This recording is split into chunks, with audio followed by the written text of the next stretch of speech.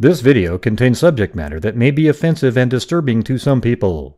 If you are the type to require a warning throughout a video or show, let this message serve as your warning. This channel discusses the harsh reality of true crime. If this warning is not sufficient for you, consider a different genre and unsubscribe from my channel immediately.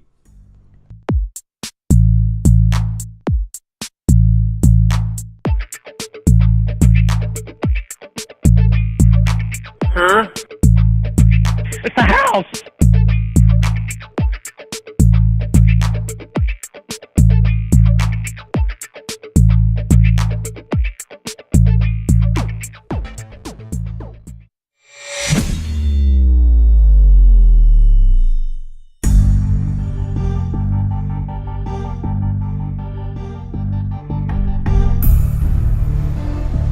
What's going on, freaks?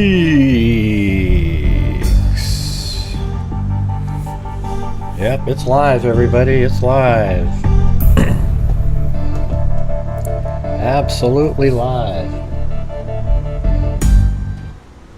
Well, as you know, they made the arrest today of Cavalcante, the wacko, Danelo. The really sexy dude that... I'm sure you'll get a lot of letters now. Yeah, so what we'll do is, for people who didn't watch earlier, I mean, when I say arrested, I mean they captured him. You know? And it was exactly last night. We were absolutely on to the right thing, but it was just so late, and I had to go to sleep. I mean, we'd already covered it for 6 hours, and then another 5 hours later, so he was arrested. You know, captured, I guess. Yeah. He was already arrested before, again, I guess. So I mean, I'm going to play the press conference one last time. You know, maybe randomly show some photographs or whatever while it's playing, and then after that, I don't really have any more to do with it. Okay, but I'm sure there's people that didn't get to see it earlier, so that we did a live stream at like, I don't know, what time is that? 6:30 in the morning? That's crazy. So I went to bed at like 2, got up at 6:30, then that was over at 8, and then woke up at 10, and there's a guy knocking on my door to install a sink. So, haven't really got a lot of sleep myself.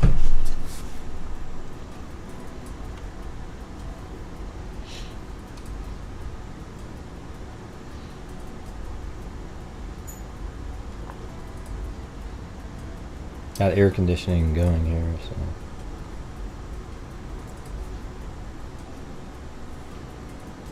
Let's see.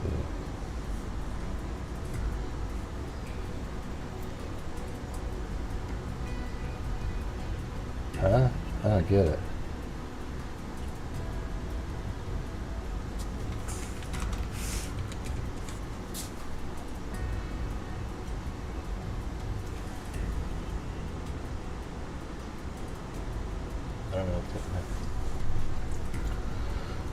Alright.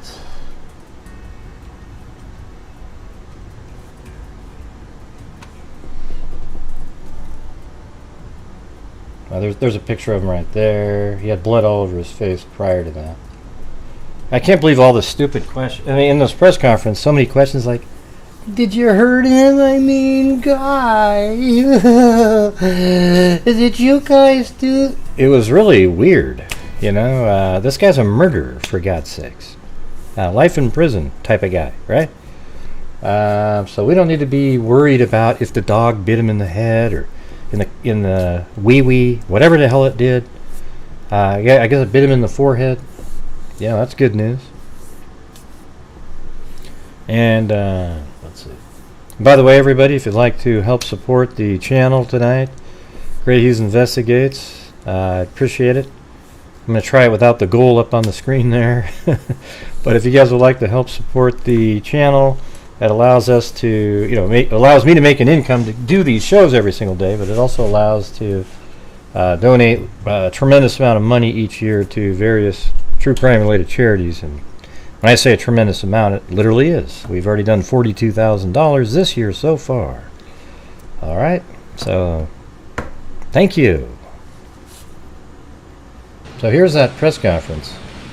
I guess it's 38 minutes long, but that's not too much.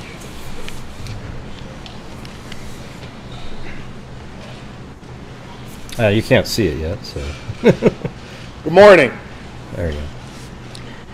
I'm pleased to be able to report that thanks to the extraordinary work of law enforcement officials from here in the Commonwealth of Pennsylvania, our local leaders here in Chester County, and from our federal partners all across this nation, shortly after 8 a.m., our suspect was captured. I want to say, first and foremost, thank God there were no injuries to law enforcement or to the public. We obviously became deeply concerned after the suspect was able to steal a weapon. He was apprehended this morning with no shots fired. I want to say thank you to the dedicated law enforcement professionals from every level who each and every day go out of their homes, leave their families, leave their loved ones to keep us safe. The public over the last 13 days has had a chance to see what excellence in law enforcement means, what true dedicated professionalism is all about. I couldn't be more proud to be standing up here today with these professionals from every level. And while they did extraordinary work, we had a tremendous assist from the public here in Chester County. I want to say thank you to the public for their vigilance. Thank you for the constructive tips that they shared. Thank you for remaining on guard. We recognize this has been a concerning and trying time for each and every one of you in the region. We want to thank you for your support of law enforcement, for your support of this effort that led to this capture today. I hope the good people of Pennsylvania, and indeed the folks all across this nation, got a chance to see how government is supposed to work, how law enforcement is supposed to work, where we all come together, where we focus on the mission. And while the women and men up here behind me may wear different uniforms and different badges, we were here with common purpose, and that was to apprehend this suspect and keep people safe. Leading this effort has been the Pennsylvania State Police. And I know I'm going to get booed by some of the folks behind me for saying this. I believe they are the finest law enforcement agency in the United States of America, and I could not be more proud to be the governor of this Commonwealth and to have It's kind of a dumb comment. Like, why would they boo for that? the chance to serve in public service alongside these great leaders in the Pennsylvania State Police. Leading the effort for us is Colonel Christopher Paris, who did yeoman's work overseeing this operation together with Lieutenant Colonel Bivens. All Pennsylvanians, gentlemen, are indebted to you for your bravery, for your courage, and for your tremendous leadership. And with that, it's my honor to bring up the Colonel of the Pennsylvania. I mean, there might be other state agencies there that were helping out, but at the same time, they're not going to boo anybody. State Police, Colonel Christopher Paris. Thank you, Governor. I would like to make a few brief comments. I'd like to dedicate those comments to the victims of Cavalcante and their families. At the So the lip sync here sucks. Just is what it is. end of the day, all of the people behind me here work for justice and for the victims. A close second to the people of Chester County. We appreciate your support, and we appreciate the dedication that you have shown us and the generosity that you have shown us.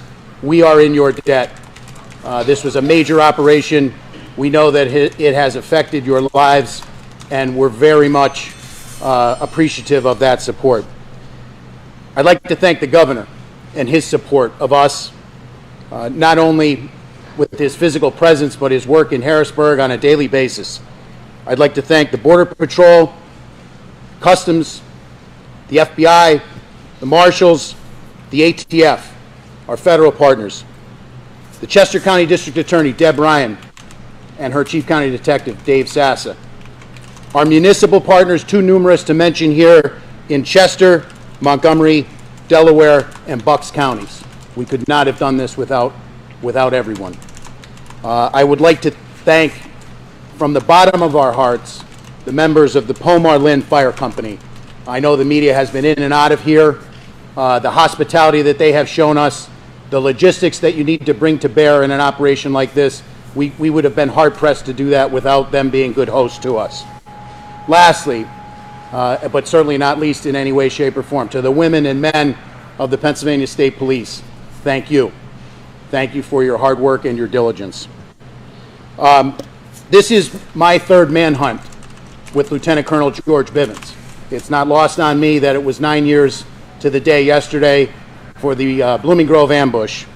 And in all of those operational cycles, there is no person who enjoys more of my trust and confidence.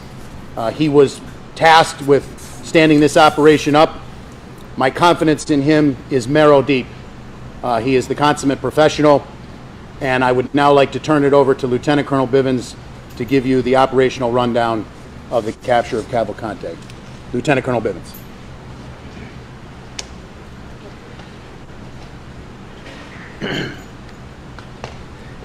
Thank you, Governor. Thank you, Colonel. It is a true pleasure to stand here this morning and talk to all of you about bringing this manhunt to a successful conclusion, and without getting anyone else hurt, most importantly. None of this would be possible without the support of this team, represented by members of various agencies standing with us up here, by others standing throughout this fire hall, and by still more who are out there in the field. So let me give you a few details about how this unfolded.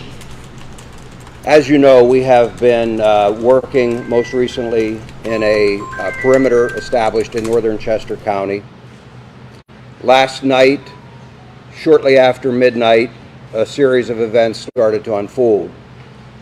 First, we had a burglar alarm at a residence near Prizer Road within the perimeter.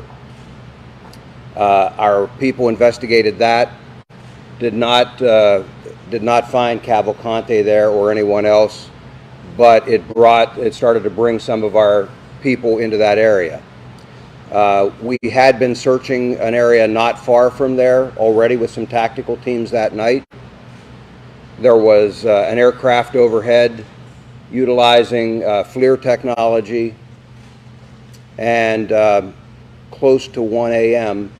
picked up a heat signal that they began to track. It was west of PA 100 and Thank you, Amber Maiden. Thanks for the long hours, lack of sleep, and honest coverage as usual. There we go. Thank you. Proud to be free. Well, thank you, Amber Maiden. north of Prizer Road. Let me rewind it. Our people investigated that, did not, by others standing throughout this fire hall, and by still more who are out there in the field. So let me give you a few details about how this unfolded. It was right here. As you know, we have been working most recently in a perimeter established in northern Chester County. Last night, shortly after midnight, a series of events started to unfold. First, we had a burglar alarm at a residence near Prizer Road within the perimeter. So somewhere in here. Our people investigated that, did not find Cavalcante there or anyone else, but it started to bring some of our people into that area. We had been searching an area not far from there already with some tactical teams that night. There was an aircraft overhead utilizing FLIR technology, and close to 1 a.m. picked up a heat signal that they began to track. And that was right here. It was west of PA 100 and north of Prizer Road. See, there's Prizer 100 north of tactical teams north of began the to pond. converge We were there listening on that location where the heat source was moving. They said it was in a creek too. Unfortunately, we had a weather system that also came in, and we had lightning that was flashing all around, and it caused the aircraft to have to depart the area. Tactical teams made a decision to secure that area, that smaller area, as best they could, and hold it through the storm and until we could bring additional resources in and bring aircraft back overhead to ensure that we did not have an issue with an escape. That resumed early this morning, and shortly after 8 a.m., tactical teams converged on the area where the heat source was. They were able to move in very quietly. They had the element of surprise. Cavalcante did not realize he was surrounded until that had occurred. That did not stop him from trying to escape. He began to crawl through thick underbrush, taking his rifle with him as he went. Thank you. One of the Customs and Border Control teams, BORTAC, had a dog with them. They released the dog. Some of our PSP CERT members were also there, had him surrounded. The dog subdued him, and team members from both of those teams immediately moved in. He continued to resist, but was forcibly taken into custody. No one was injured as a result of that. Excuse me. He did sustain a minor bite wound. We had medical personnel at the scene, and they took a look at that. Cavalcante was, as I said, taken into custody. He was transported to our Avondale station for further processing and interview, and he will ultimately be transferred to a state correctional institute where he will be housed and begin to serve his life sentence. In just a few minutes, I'll open this up to some questions, but before I do that, I want to turn this over to one of our very close partners, District Attorney Deb Ryan. I know she would like to say a few words, and again, then we'll be happy to take your questions following that. Thank you, Lieutenant Colonel Simmons. Today is a great day here in Chester County. Our nightmare is... Well, somebody put this out here. This might be where he originally was spotted, but this isn't where he was caught. You know, this picture right here? So they're saying he was here. I don't know why they're saying this in this post. It says, this appears to be the pile of logs. Well, those aren't logs, okay? You know, that's wood. So I just don't think that is it, okay? At all. The picture they have of him, he's laying next to a log on the ground, and those aren't logs. But that picture we're looking at right there appears to be right here. You know, like the car was parked right there, and this is the pile of logs. But maybe he was right there first, and then he sprinted over here and was captured in this wooded area next to a log on the ground. All right, so maybe it's something like that. Yeah. Our nightmare is finally over, and the good guys won. We owe a debt of gratitude to all of the first responders for their tireless and dedicated efforts in bringing this fugitive to justice. They worked around the clock, and we are deeply grateful to all of them. Our community can finally regain its normalcy and breathe a collective sigh of relief. This would not have happened without the collaboration and efforts on behalf of a multitude of agencies. Welcome, I need to thank the Governor, Colonel Paris, Lieutenant Colonel Bivens for his unflappable and dedicated leadership, the U.S. Marshals, the Chester County Detectives, the FBI, U.S. Customs and Border Patrol, the Department of Emergency Services, the Sheriff's Department, and every single person who went out into the field in the most horrendous conditions. We had weather problems, we had terrain problems, and a ton of obstacles that prevented our capture from occurring as expediently as we wanted. We have the best people in the business, and we never lost faith that this capture would occur. We knew that it was just a matter of time. The scope of this manhunt was extremely impressive. The brave men and women who went out there every single day are our heroes, and I am proud to be a part of this collective team of people who worked around the clock to bring this man to justice during this monumental challenge. They utilized every piece of advanced technology dogs, drones, helicopters, every asset available was put out for this capture. I want to say also thanks to the hard work of Cindy J, who predicted a location not nowhere near there, but it was the overall enthusiasm that she used to pick that location that I think we should all look at. Cindy J's just enthusiasm of picking the absolutely incorrect area is absolutely, I think it helped out in the case. I can't express our gratitude deep enough to all of them and to the community for their support. We received dozens and dozens of donations, well wishes, and kind support from everyone in the community, and we thank this firehouse for housing us. We know we disrupted their lives for a while. One of the first calls we made upon learning about this capture was to the Brandow family, who, as you can imagine, had been living in a complete nightmare. They are so grateful to the men and women who helped with this capture. They can now finally sleep again. I can't thank law enforcement enough for their efforts. Thank you.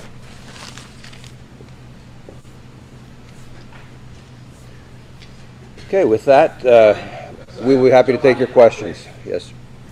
With the helicopter overboard, we saw the arrest taking place. There was some criticism about the photo op that was taken with the fugitive. Can you explain how that's actually a standard procedure, or what's the reasoning behind the photo op with the fugitive? I'm aware that there was a photo op that was taken out there. Those men and women work. I love his answer to this. Yeah, who gives a shit? God, 14 days going around. They should take 1,000 photo ops. I mean, the guy that they caught is a pile of shit human being, okay? If you can even call him that. Hey, thanks, Gray, for your coverage and tireless hours. Again, love your natural abilities to stay on target with your common sense. It was great to see the Border Patrol in action. Oh, and the heroic canines. Yeah.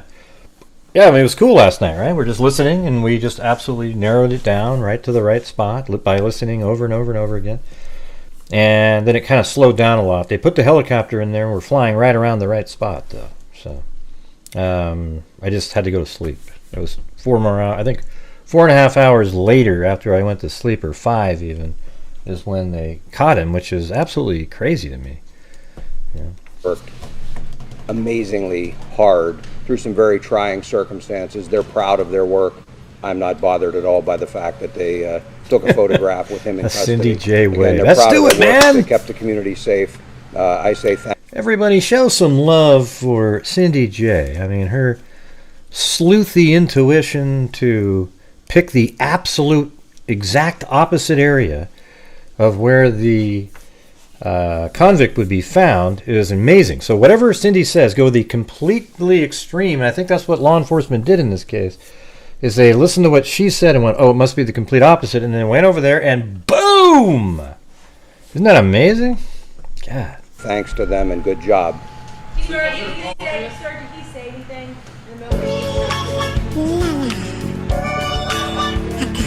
Good job, Cindy. We will probably not be releasing the name, and in terms of anything that he said, we need to use an interpreter, and he has been taken back to the station, and at that point we will attempt to interview him at the Avondale station. Did he say anything upon capture? I'm not aware of it. Just to show, I just want you to see, I'm not being mean. I want you to. I want to show you this. This is where Cindy's guess was. Listen right here, everybody. In the upper west quadrant, she picked this little area right here. Okay. The killer was found up here in the eastern portion of the new quadrant. Okay. So there you go. I tell the truth here. That's just hilarious. If he did, thanks, I CR. that information. Your officers were authorized to use lethal force if he didn't actively surrender. Was the goal to always take him in alive? That's always And our first, Lisa Valenzuela. first choice and preference. Again, that option is only to prevent the escape of a very dangerous individual. Had they not been able to contain him, that would have remained an option. Who specifically made the arrest? Which organization? It was a combination. It was a combined group of the And Border Cindy Patrol J. and PSP. At one he was captured. When he went into the van, he was stripped and had his tattoos Grant. Is that normal procedure? Yes. Wait, the thermal imaging happened at 1 o'clock. Was he in the same location when you found him? Wait, I'm sorry. You'd asked first, man. Was he asleep when you found him? He was proned out. I've not been told that he was asleep. I'm told that he was proned out. How did they trying to sneak hide up on and him began to crawl undetected? away. I don't understand that part. You can hear everything out there. Crunching sound and walking. It was in that close proximity to that, yes. Wait, let me hear that again. Was it the same location when you got the thermal imaging of Yeah. It was in that close proximity to that, yes. Yeah, so the thermal imaging came in right here. No one was assisting him at that point. So this is my circle that I drew last night, and that's where he was found inside of there. That was the DEA, and that was a fixed-wing aircraft. Were you worried as law enforcement that you had to down the plane and there could be another chance for escape? I mean, that's obviously the plane had to land, but what kind of risk did you have to calculate? Sir, can you clear something up for us? Was it actually a walnut hitting the car that 3 different officers in 3 different locations thought was a gunshot? Well, you know, as I've told you throughout this investigation, there are always things we have to contend with. Everything isn't scripted and doesn't go perfectly. And so it's just another challenge. Worried, I don't think, is the word that I would use. We simply had to adapt. And so we secured that inner perimeter while always keeping our outer perimeter secure, so that if he did manage to get out of that inner, we would box him in yet again. Senator, how tough an adversary was he? You've led some very high-profile, difficult manhunts. How tough an adversary was he compared to somebody else? You know, I don't know that he was particularly skilled. He was desperate, and I've said that all along. You have an individual whose choice is go back to prison and spend the rest of your life in a place you don't want to be, or... All right, Tammy Morrell said, my question still hasn't been asked or answered, which is, why do Pennsylvania helicopters not have search or spotlights, and what's the point of them circling at night if they aren't shining light? Well, I think what they're doing is using their night vision to try to detect where he is, because the spotlight, I mean, I guess you would see him. I don't know. It's almost like they want to detect where he is, send people in and capture him without him really knowing it. The light would let him know, oh my God, they know where I am, and then he'd start running erratically and maybe get out something like that. But yeah, I mean, it's a good question. Yeah.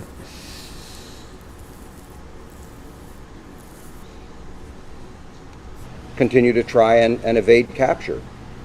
He chose the evade capture. He was in good shape, obviously able to climb, as you saw, to get out of prison. But ultimately, as I said all along, we had an amazing team assembled here, capabilities that are just very formidable.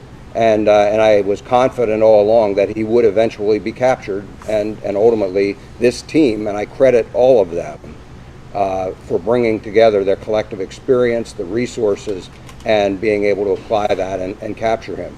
It's never easy to find someone who doesn't want to be found in a very large area.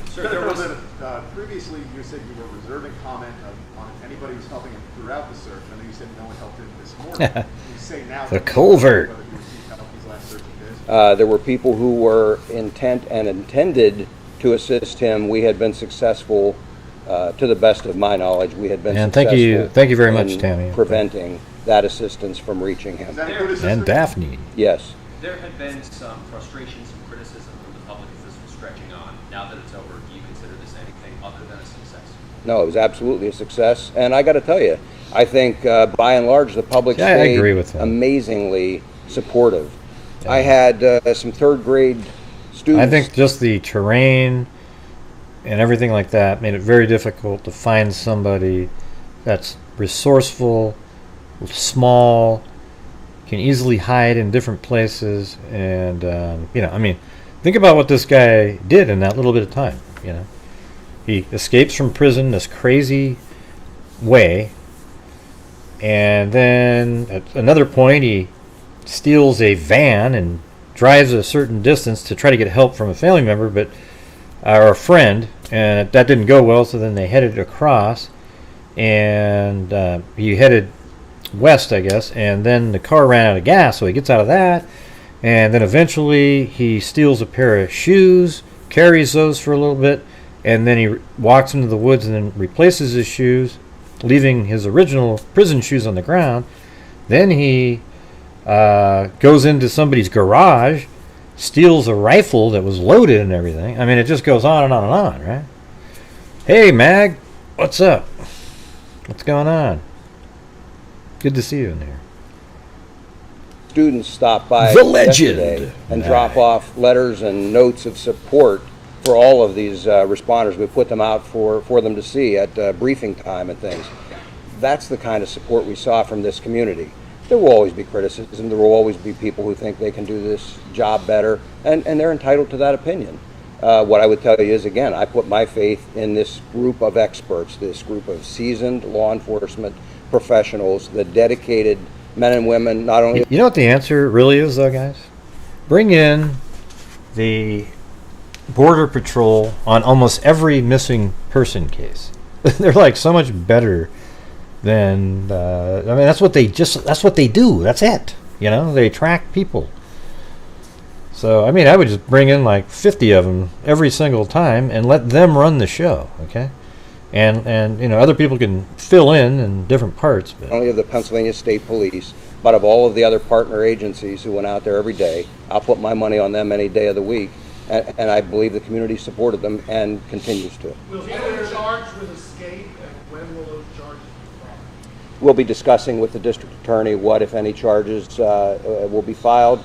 But for right now, again, there is a commitment, and he is going to begin serving his life sentence at a state correctional institution. He was his sister now. She is in the deportation proceedings. That will proceed as had been initiated. I'm sorry? Thank you, Claudia Dubauer. Other than the rifle, what did he have with it? Another legend. Just the clothing and things that he was wearing. Did he attempt to shoot? Did he attempt to try to engage? He did not have an opportunity to, no, How many sir. officers were on the ground when you first? I don't have an exact number, but looking at the teams we were sending in there, in the immediate vicinity was probably 20 to 25. Can you tell us more about what those 20 to 25 look like? Like, did they have specific armor?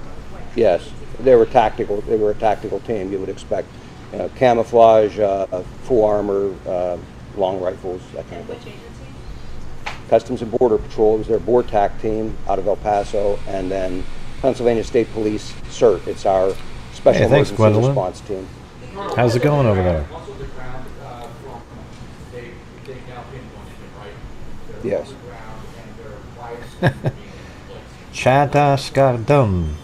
From that point, probably 5 minutes. It played out fairly quickly once they had. Yeah, that identified question's him and stupid. moved in. Remember we heard that? He detected. You think there's another guy that was the them same at that size point, that he once might they have were all traded in out? Did you ever position, come up again, with that started theory? to crawl No, away. idiot. I It know you played out probably very did on your quickly show, but So what is your greatest lesson from this 14-day man? you thought he would get some help. You know, I don't know that God. there's any single lesson. I will tell you that I learned. You know, I bet that this guy was in the crowd. He probably has a little a show or a blog somewhere, and he came up with maybe there's another little person who is trading out, and he wanted him to say, yeah, we thought of that, so he could go, see, I wasn't so far off. It was his last shot, man. It was his last shot. That's all he had left, man. Everybody was like, what kind of a theory is that? He was hoping to get a little nugget there, but he didn't get anything. that I learned something from all of these, and as I told you before, I bring that experience to the next one, and so. And by the way, everybody, what seems to be missing from the overall story here? Well, the use of tunnels hasn't been mentioned yet again. I haven't heard that once. I just go back to, it's all about the team. It's about assembling the right group of people, the right technology, the people with can-do attitudes who will stick with you through the investigation, and that's what we did. And it's worked well for us in the past, and I'm sure will work well for us in the future. Colonel, said there were people intending to help. I just want to see if we can get a little more detail from you on that. You can mention, did you know the sister was intending to help? who else might have been intending to help? Can you give us any And the reason I'm not going to talk about that again, as I mentioned, we will be discussing with the district attorney whether there will be any additional charges. I don't expect that there will be on that aspect, but we want to have that discussion before we disclose anything else. Help police to catch him? Did he stop because of the rain this past night? No, I think he stopped because his normal pattern was to travel in the late evening, earlier overnight hours. I mean, this is all the stuff we were saying, right? Traveling at night, probably in the creek beds, things like that, in culverts, as Cindy likes to point out. Whether he got tired or whatever, normally he typically didn't travel then later at night, and he typically did not travel during the day unless we pushed him. And we did have several instances of that where he was pushed and had to move. But he doesn't have night vision or anything like that, the type of technology that many of our operators had out there. And so traversing rugged terrain is difficult to do. I believe it was just easier for him to do in the late evening hours and late afternoon. I believe that's what caused it. It was a scalp wound, and they believe dog bit him in the head. I'm told there was not any significant injury. That's awesome. This one, ma'am.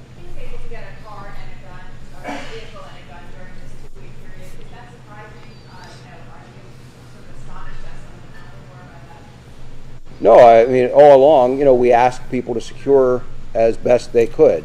Unfortunately, he was still able to acquire some of those things. Again, those are just some of the challenges we deal with in an investigation like this. Our people rise to those challenges, and ultimately, again, he was successfully captured.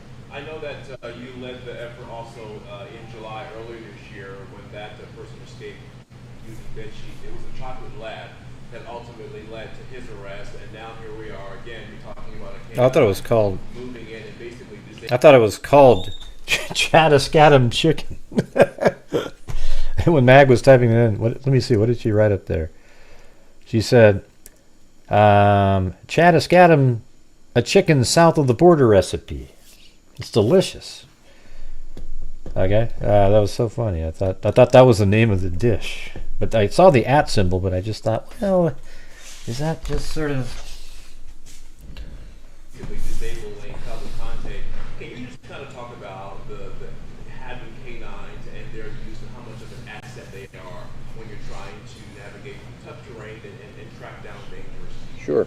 I mean, in the case of Tucker, he was kind of a civilian. I would say we deputized, and brought him in. Yeah, I've already seen this picture, the one that was sent. This is just a picture of the dog at his feet here, and he's laying on the ground, and some guy has him. The dog's got his legs kind of wrapped up. There's no biting of the head or anything. Yeah. He's now an honorary member of PSP, but lab. But he was not involved in this. That was in Warren that this gentleman was referring to. Just, I believe it's a Shepherd or a Belgian Malinois. Just 1 minute, if I can come back to this gentleman. I apologize. In any event, canines play a very important role, not only for tracking, but also for, just like in a circumstance like this, safely capturing someone. Far better that we're able to release a patrol dog like this and have them subdue the individual than have to use lethal force. And so, again, our preference is always to use other means. Canines play a very important role.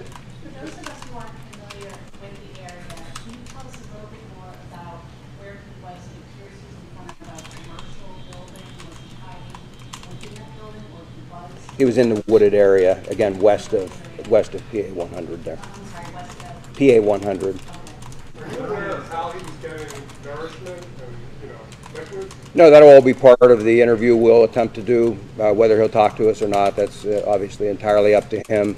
But that will be something that we'll be asking. Sir, at this juncture, can you release where he worked in Chester County prior to his 2021 arrest for homicide? Unfortunately, I don't have that the list of those locations. Has I that know guy they asked that did, question yet? A variety of jobs installing flooring, but I don't have the specific list of work locations. Yes, How long will he be at the Avondale Barracks? He's long over enough here. for us to process him, and however long a He's over here to the left. lasts with him.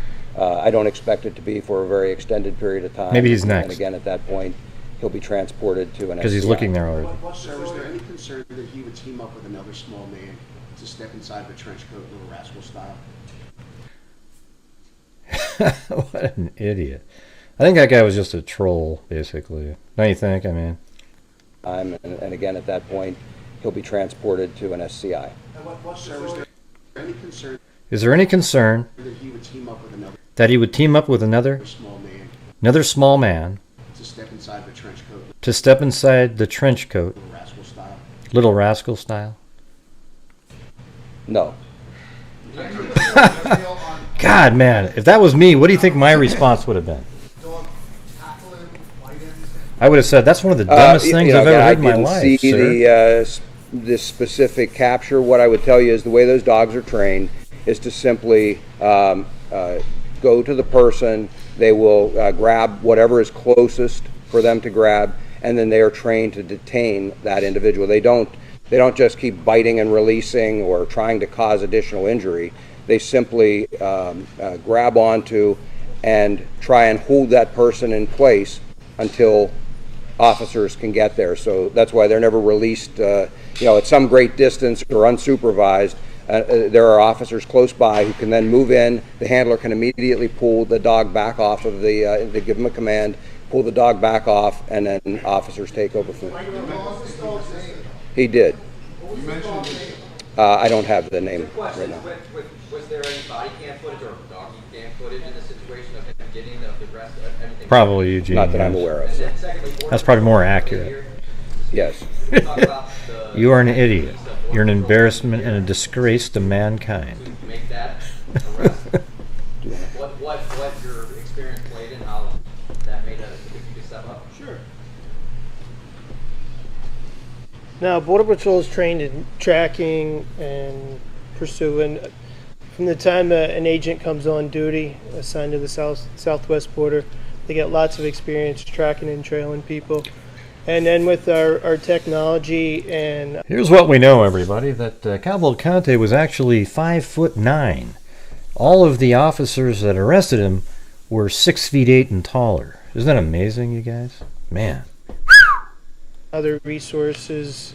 That's the logic they use in the Koberger case, stuff like the that. searches like this one. Different terrain than normally what you're working with, correct? So Border Patrol is assigned to both the northern border and the southwest border, so we got training and experience in all types of terrain. Tell us specifically what you did here. What did you do here to capture this? We assisted the state and federal, state and local partners. I don't know who asked that question. With our resources, whether performing observation at night, searches during the day, searches during night, and then obviously we had our tactical teams here. Question for Governor Shapiro. Governor, yesterday you described just not 24 hours ago that you were calm and that your commanders over this operation were also calm. In hindsight, how did you balance the obvious pressures from outside that were forever saying, fine team yesterday? Look, we had a job to do, and that was to capture Cavalcante. And I had the absolute best team working on this. I'm proud to be associated with the Pennsylvania State Police and all the law enforcement leaders who were behind me, federal, state, and local. We knew we had the best, and we knew, as Colonel Bivens said multiple times, he was desperate, and it was just a matter of time. I couldn't be more proud of them. And I want to come back to two questions over here that are related to Mr. Holden's question. One was about the assets that we deployed beyond the people. I hope that the public takes great pride in the technology, in the canines, and in all of the assets that were brought to bear here. We ask a lot of the public through their tax dollars to support the police, to support law enforcement at every level. And they got a front row seat here in Chester County and across Pennsylvania to see the extraordinary work not only these individuals do, but the great technology we're able to bring to bear to ultimately capture dangerous suspects like this. The public should take great pride in that. And then to the gentleman's question there in the suit, folks, whoever had their Eagles hoodie stolen, if you could let us know, I'll do my best to get you one of those new Kelly Green ones, okay? Governor, can I just You like his answer, just saying no? That's lame. ask you two escapes, two different individuals from the same prison in the same year. What do you say to people who live in this area and say, what is happening at the Chester County prison and what are you guys going to do moving forward? There wasn't even a trench coat in the case. I mean, Here in Pennsylvania, our system may be a little different from other states. We have state correctional institutions, What and we comment have about this county question? jails. In this case, the Chester County Jail is run by Chester County officials. They'll answer those questions as to what occurred and what changes are ultimately going to be made. Certainly, the State Department. well, he didn't want his face associated with failure, so he shows up when it's done, and now it's like, wow, success in his face. I don't know what you're talking about, Cindy. Yet again, no idea. Certainly, the State Department of Corrections will be here to assist in any reviews or in any other work that they need done to make sure that that facility is secured. They obviously have a lot of work to do there, and I'm confident under the leadership of Chairwoman Moskowitz and District Attorney Ryan and other leaders in the county, they'll get that done. Is it estimated that the cost of the manhunt is about $1 million a day? Yeah, it's not really a thing to be joking around about. Put a price tag on Cindy. it. We'll do our best to make sure that. So while you might have thought it was funny, here's a serious press conference where they just captured a murdering fugitive, and somebody goes in there to make jokes. I don't think there's any really a way to look at that in a, wow, it was so funny. Wow, we take things too seriously. This is a serious event here. Okay, there's a different time and place. Maybe in the next one when everything's all done and everything. I don't know. To me, it's lame. Even though it's sort of goofy or whatever, it didn't even make me have the slightest chuckle of any kind. I thought it was just one of the dumbest things I've ever heard in my life. That whatever can be tallied up is and is shared with the public. At the state level, I can't speak for our local or federal partners. Governor, you mentioned the pattern of what time of day you were traveling. Were there any other patterns that you picked up on that were key in tracking and gaining? There were a Cindy. number of things that it's kind of that we picked up disrespectful. on, and he didn't follow the same pattern every single time. Seemed to like to travel via creek beds. And by the way, if you're still laughing, you should probably go get your head examined. You know what I mean? Like, it might have been like, God, what an idiot. But to be like 15 minutes later, God, that's the funniest thing. Like, still, yeah, you might want to get that checked out. He liked other paths of less resistance, wood lines, power lines, gas lines, that type of thing. And that's actually fairly normal. Nobody wants to have to force their way through very heavy underbrush and things. And again, I mentioned the time of day, but all of that combined with some outstanding work and technology is really what brought. I don't even know what channel that is. People in Chester County are grateful for your efforts. I know you mentioned on Friday you were asked about containment and capture. Ultimately, that tactic was successful. Anyone that you would like to thank at this time? I know Landhook donated. Reck was yesterday. Wawa's been big help with lunch. Any small businesses you'd like to thank? And then again, the people of Chester County. I will tell you that we have been compiling a list, and I don't want to stand here right now because I will absolutely miss many. Some of those that you mentioned have been outstanding supporters of us, and I thank them. We will publish a list of all I've never even heard of that who channel. helped us out because we are very, very appreciative.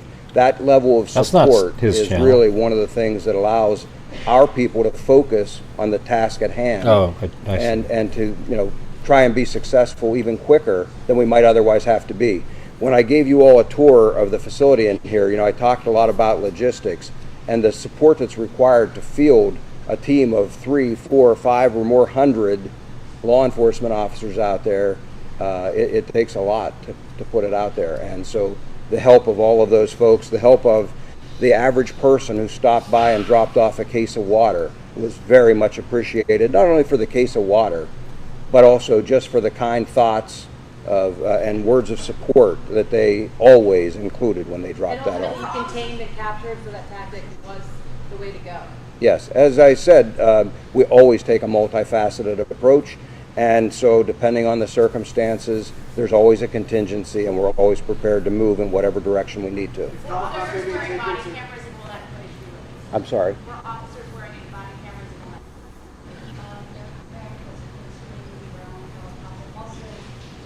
I bet they were wearing body camera. It was a DEA fixed-wing aircraft. I believe that's South Covington. I would have to look at a map. We were operating in several townships there, but again, it was north of Pryser and west of PA 100. Sir, where were you when this all happened? And do you have a personal feeling of satisfaction for 14 days of very long, hard work? Of course he has a...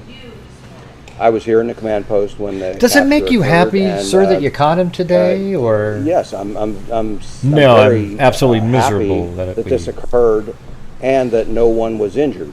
You know, it brought a new level of danger for all of our people out here in the field when we knew that he obtained a firearm. And so, for me, the biggest sense of relief is that no one in the community was harmed and no law enforcement officer was harmed either.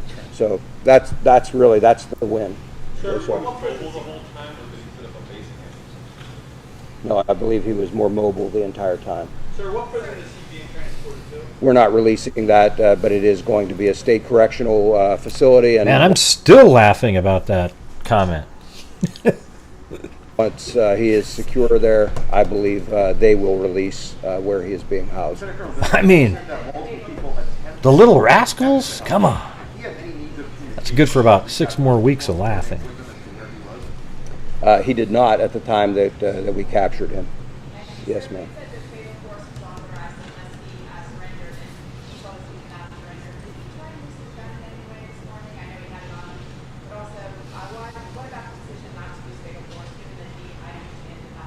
Well, as I addressed a few minutes ago, yes, he had the firearm with him.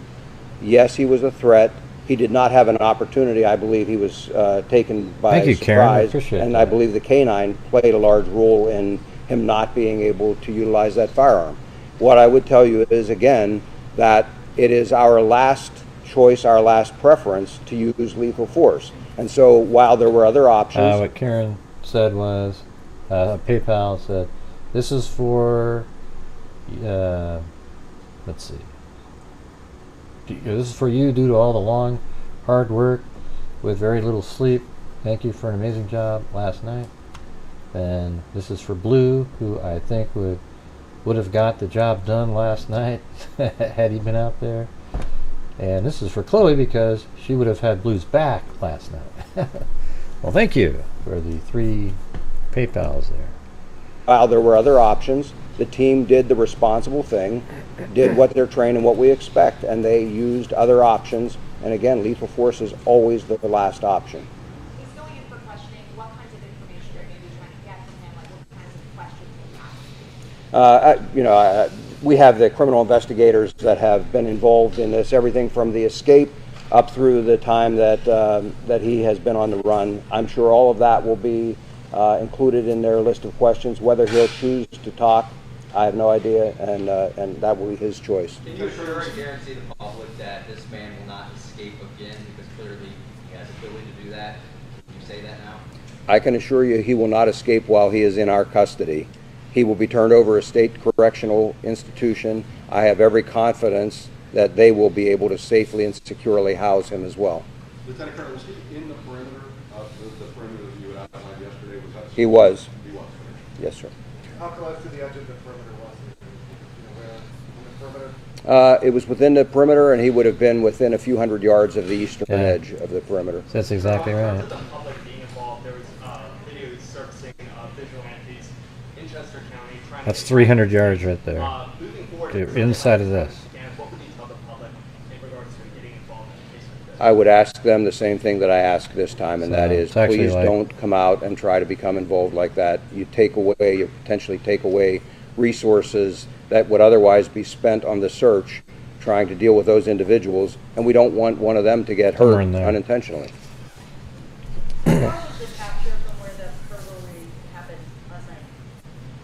Within a quarter mile. Thanks, Kami. It wasn't a burglary. It was an alarm, by the way. But I mean, we just nailed this thing last night. I mean, this is the creek they were following. Whether he is cooperative and is interviewed. That could take minutes to hours. There's the pond. But I don't have the answer yet. Whether he's, I'm not aware of that. Sir, do we know if his sister and mother entered the country via Puerto Rico as well?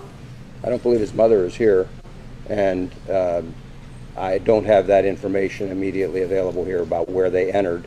As I said, his sister, though, is in the process of being deported now. Lieutenant Colonel, after everything that you've been through, seen with Cavalcante, once that interpreter is there, do you plan on having a conversation with him, asking him anything about all this? No. The investigators are quite competent. They'll gather the information that we believe is important if they're able to, and I'm confident that everything we need will be gathered in that way. There's no reason for me to have a personal discussion with him. Well, I think it's a very bad idea, obviously, and we will be here should something like this occur again. We'll put the team back together, and we'll be right back out after them. Okay? Thank you all. Thank you, everybody. All right. Boom. So there you go, everybody. It's all done. Okay? And if there's like an article that comes out that really breaks down everything that happened, or another press conference like that, we'll do it, because that's the only thing I'm really interested in at this point. I'm not interested in his sister or any of that shit. You know, that's just what people do, right? But I want to know what he was doing out there. Don't you guys? I don't need to know all the little sort of, ooh, the sister, she tried to do this, and who cares? And what I want to know is like how he was moving around and evading police for 2 weeks out there. You know, each move, you know, if they could trace back all the different moves he was making, maybe he'll be honest and explain it or something like that. So, all right, you guys.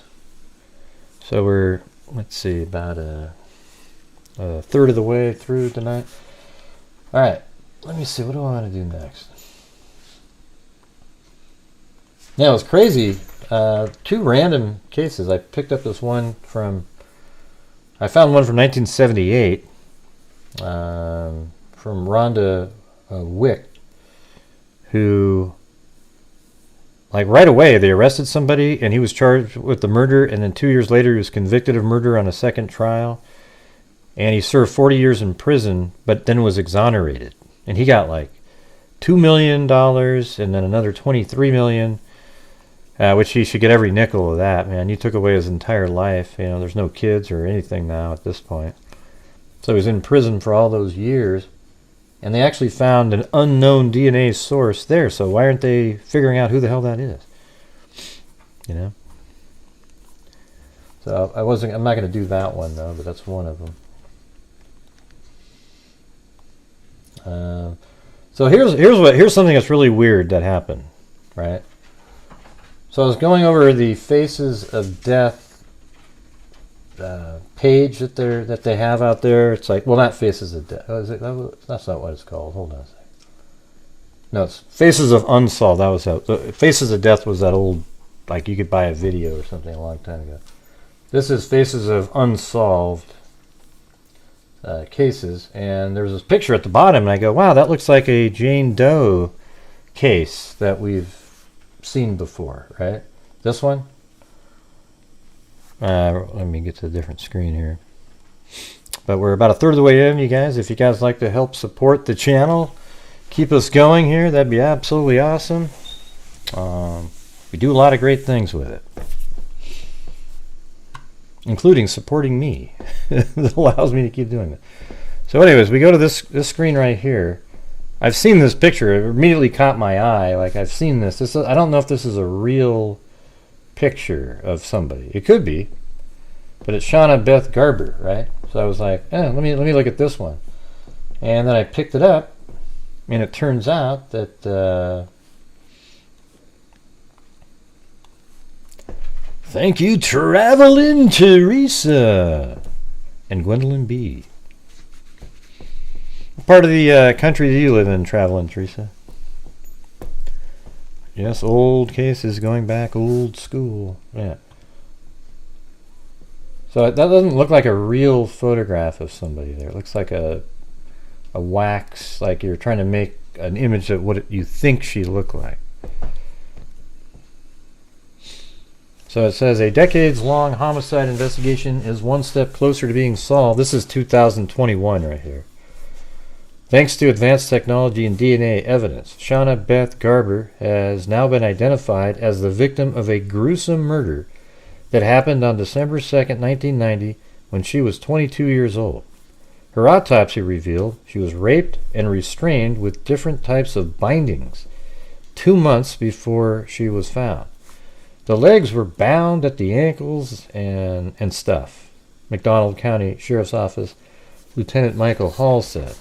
It's an image that played in McDonald County Sheriff's Office minds for 31 years as the case has stayed cold.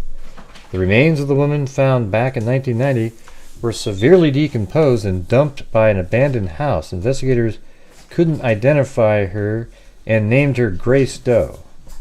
Told her it'd be the grace of God that she finds out that she finds out this was. I don't even know what that's saying.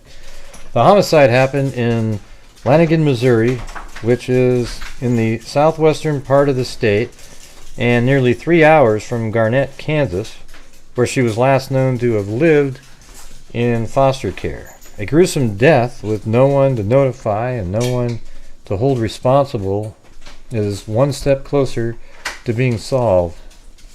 They called me earlier this week, said, hey, it's a match for a half-sibling.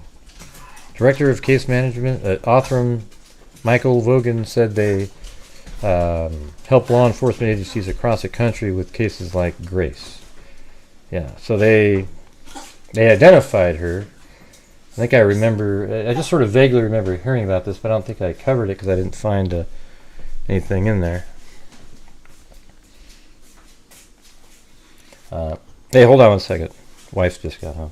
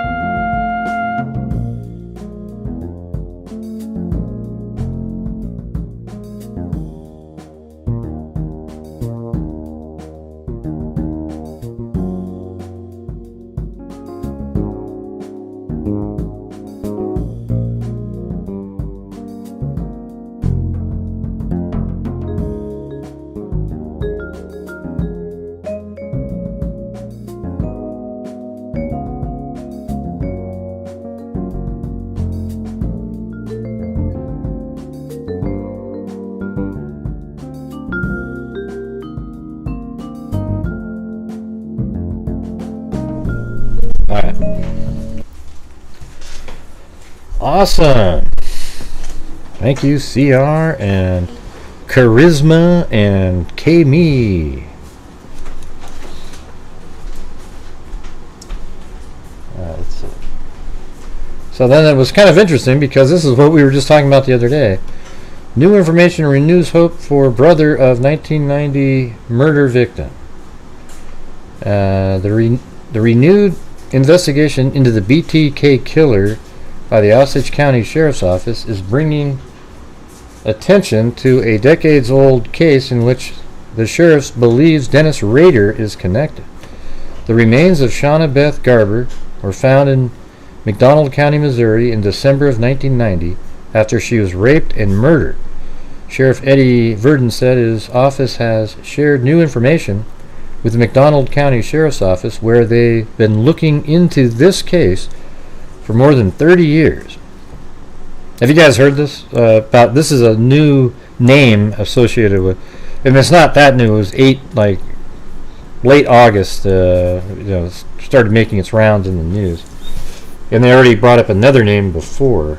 I don't know if we've talked about this one though. But anyways, for decades, Rob Ringwald didn't know what happened to his sister when he was 7 and she was 5. They were put into foster care. And a year later would be the last time he'd ever see her. I mean, why wouldn't you keep siblings together when you adopt people out? That's just so dumb. Jesus. Growing up without her, there was always just a hole in my life that I couldn't fill. A picture shared with 12 News is one of the few pictures Ringwald has of him and Shawna. The memory shows her happy and playful. Ringwald said Shawna was born 2 days. There was 2 other cases that the name was out there. You know. Ringwald said Shawna was born 2 days before. It's so random though that I just grabbed that one because we had already talked about the other people that might be related to the BTK killer, Dennis Rader. Ringwald said Shawna was born 2 days before my 2nd birthday. When she turned 18, he started looking for her. When he got married, he said his wife made it a mission, something she could do that could help me and help the other members of our family. We thought it'd be nice for our kids to know their aunt. In 2021, that search came to an end. The McDonald County Sheriff's Office used a DNA match to identify Shawna, whom investigators there called Grace Doe. It was devastating. Just to find out that she'd been sitting in a box for 30 years, said Ringwald. Once Shawna's remains were identified, they buried her in Buckland next to her great-nephew. Then began a new search, a search for justice. Yeah, so you got that one, and then how major clues in BTK killer's decades-old journals made him a prime suspect. So let's see. Dennis Lynn Rader, the bind, torture, kill serial murderer, better known as BTK, will have to wait until February 26, 2080 to be released. Yeah, well, he's not making it there. From Kansas State Prison for his crimes, but that staggering century plus away. Oh, 2180. Okay, I wasn't even looking at that. That's hilarious. I was looking at the 80. So yeah, 150 something years from now. Let's see. Could extend even further now that he's been identified as the prime suspect in 2 more murders. The sadistic self-nicknamed 78-year-old Wichita killer, a regional ADT alarm systems installer, church council president, and Cub Scout leader, known for evading capture for decades, even as he... Where the hell did that go? Oh yeah, let's see. Even as he taunted law enforcement and terrorized the public with menacing letters, was famously captured in 2005 because he sent a floppy disk to police containing metadata that led cops right to him. He thought he was so clever, but he forgot about that. Rader is currently serving 10 life sentences in Kansas State Prison for the murders of the Otero family in 1974, the murder of Catherine Bright, and the attack on her surviving brother, Kevin Bright, in 1974, the 1977 murders of Shirley Vian and Nancy Jo Fox, the 1985 and 1986 murders of Maureen Hedge and Vicky Wegerle, and the 1991 murder of Dolores Davis. Now Rader's own decades-old journal writings have come back to haunt him in long unsolved Oklahoma and Missouri murders, both of which occurred within the time period of 74 to 1991, when BTK is known to have killed a majority of victims by strangulation. When 16-year-old cheerleader Cynthia Dawn Kinney vanished from a laundromat, and see, that's one that we covered, Poweshka, Oklahoma, without a trace in June 23, 1976, Osage County authorities put out a reward for assistance in finding the 5'1", 100-pound brunette who went by Cindy. To this day, Kinney's remains have not been found, but the Osage County Sheriff's Office, led by Sheriff Eddie Verdon, announced a major development Wednesday directly linking Rader to the case. Verdon said the investigators searched Rader's former Park City home, that's what we were covering on here, and recovered items of interest like personal effects, which will undergo a thorough examination to determine their potential relevance. At this stage, Dennis Rader is considered a prime suspect in these unsolved cases, including the Cynthia Dawn Kinney case from Pawhuska. On Thursday, the Sheriff's Office revealed that an entry in Rader's journal from 1976, written the year Kinney disappeared, made reference to PJ Bad Wash Day, PJ standing for Project, and a brunette he was stalking. And that was at the laundromat, right? The brunette was the target.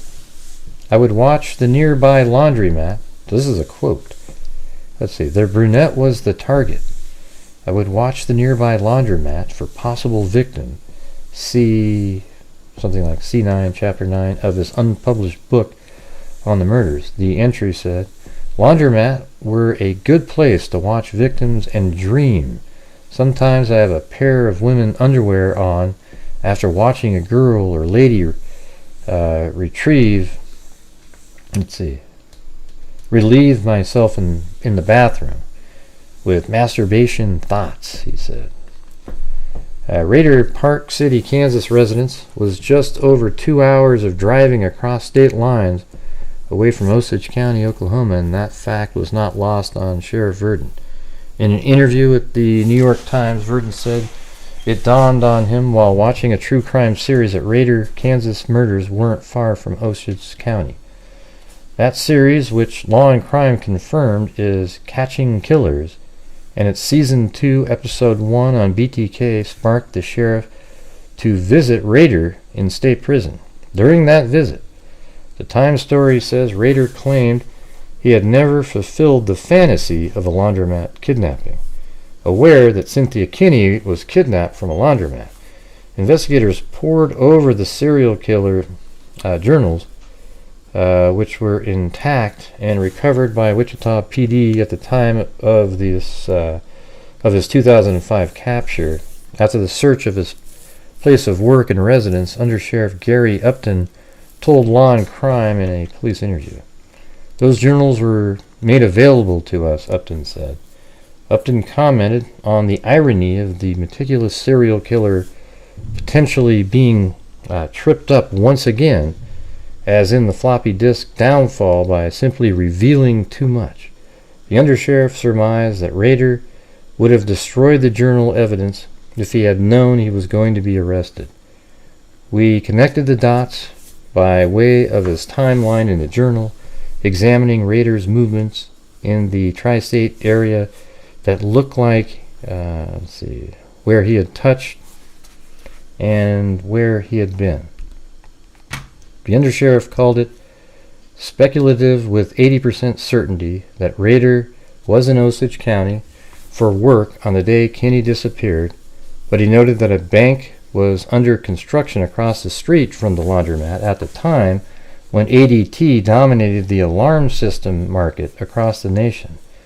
Upton, noting that Kinney's disappearance occurred 2 years after BTK is known to have committed 5 murders in Wichita, suggested that Osage County work trip would have been a way for him not to only to kill again, but to lie low for a while outside of Kansas.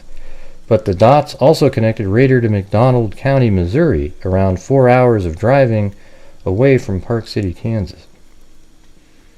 The half-sister said that Shawna had been in foster care in Garnett, Kansas, 2 years away from Park City, and she never heard from Garber again after she left. Shawna Garber was hog-tied, raped, and strangled to death. Her remains were found in December 1990, left behind a rural Lanigan farmhouse in McDonald County, Missouri, 2 months after she was killed. Under Sheriff Upton told Law and Crime that his office uncovered a lot of evidence, and now they are working in collaboration with McDonald County to do our best to resolve the Garber case as well as the Kinney case. Asked about the next steps, Upton said, "Our hope is that at this point to have the FBI provide a list of all the items gained in their original search warrant and test the red blanket for DNA." Let's see. Let me get the. I gotta feel weird without my music playing.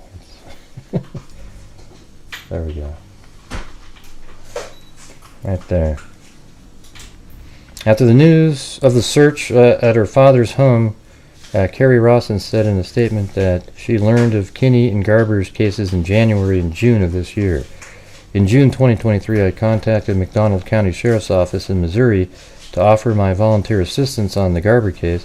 I was quickly connected to the Osage County Sheriff's Office, to which I offered the same aid and was promptly flown to Osage County, Oklahoma, to assist on both cases, she reportedly said. I've returned since the Osage County Sheriff's Office to work in a volunteer capacity as an active agent for law enforcement. Let's keep working together to solve these cases for these families, she added. They deserve all that we can give them. I still love my father because the only man I know was a mainly good and decent man, she said. Isn't that weird? Like, to her, he was really nice, but so when people are shocked that I still love my father, I'm telling you, I love Dennis Rader. I love my dad. I don't know BTK. If I knew BTK, I probably wouldn't be alive. I mean, it sort of makes sense, right?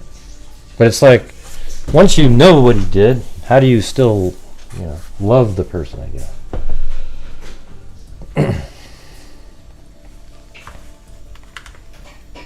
Anybody there? Man, you guys just...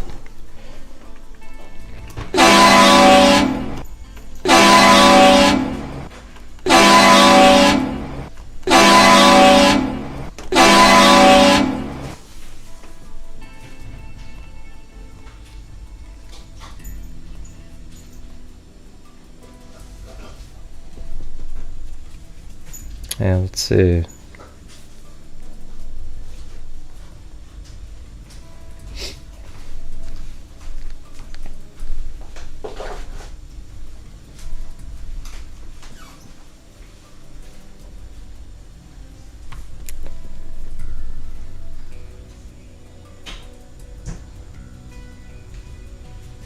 Huh? I don't know what that means, what you're saying.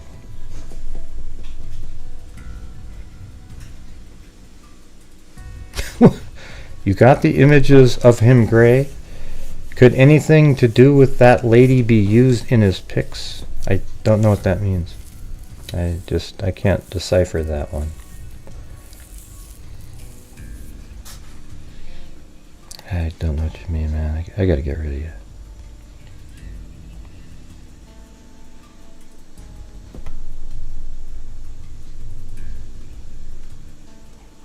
Of him staging himself as victims. Yeah, I don't know. And there's diaries and whatnot. He kind of references some of them. think there was one more article. Maybe it said...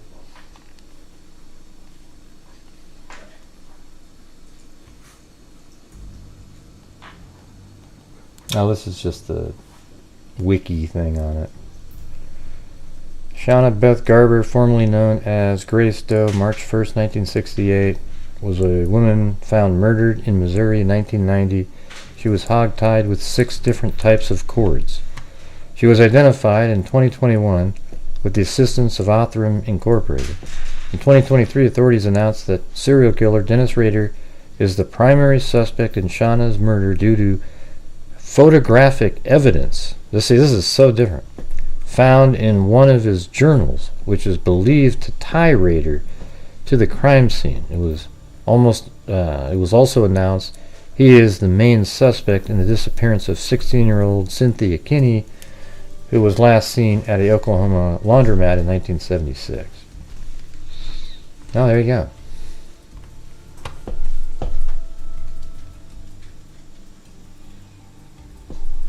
Yeah, I've seen the pictures. It's just unrelated to what I'm doing.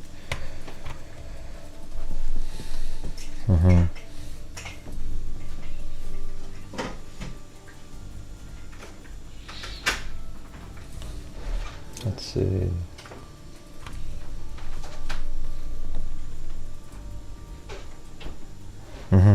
Yeah, it just has nothing to do with what I'm talking about.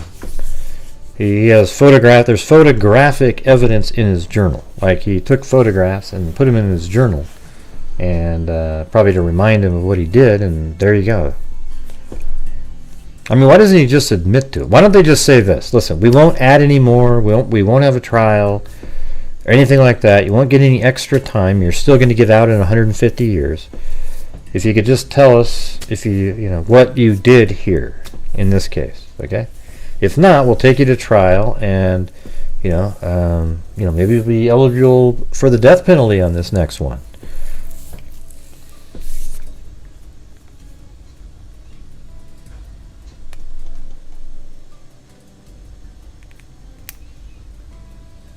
Yeah, but how would we know if something matched the victim? There's only one photograph. It's not even a photograph. It's a drawing of her. It's a molded person, like a clay figure.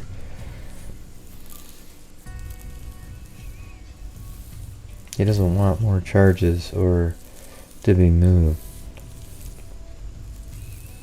FBI has from those images to do it, huh? They are finding what the FBI has from those images to do DNA. What? That doesn't even make any sense. They did give him the offer, but said that he can't lie as part of the deal, and that'll be hard for him. Well, he didn't lie when he cut the deal the original time. He told the whole story right there in court.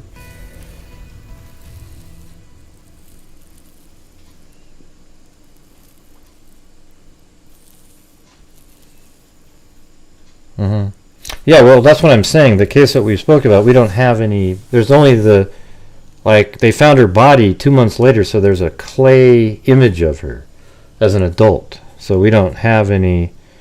I mean, I don't know if that's her real clothing or anything like that. Right. Do you have all the photographs, Wishing Bee? Have you seen them all?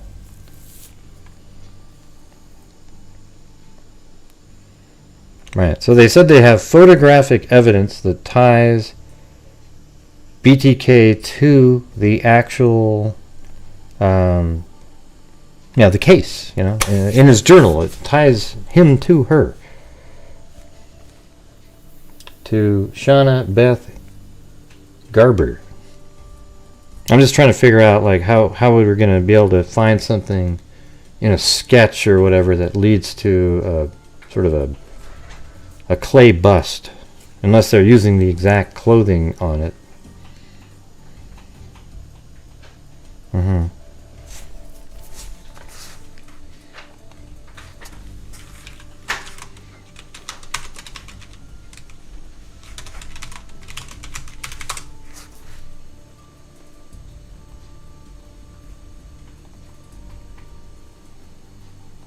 Are these like some of these types of things like this?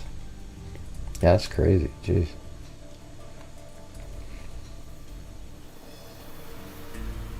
So that's him wearing the victim's clothing. Yeah, maybe something like that if you could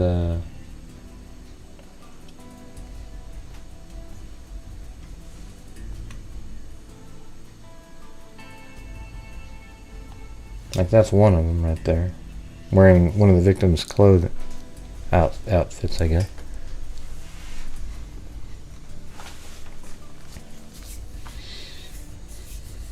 Is that what you're talking about?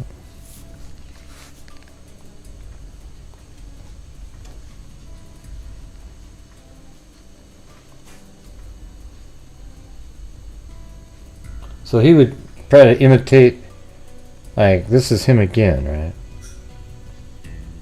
These are like bondage selfies that he would do. Yeah, that's pretty creepy. Did he ever take pictures, like, does he have pictures of his victims? Maybe in one of the photographs he has of himself, he has on sort of like the known clothing or something that they found with her body when they found her, something like that. So when they, maybe there's some pictures he took. Well, he wouldn't. I don't know if he took the pictures and then reclothed them and dumped them, or did he keep the clothing himself? Something like that. Maybe that's what you're talking about. Are you looking for the sketches he did that they think look like the victim? Well, they didn't say it was a sketch. They said it was a photographic image.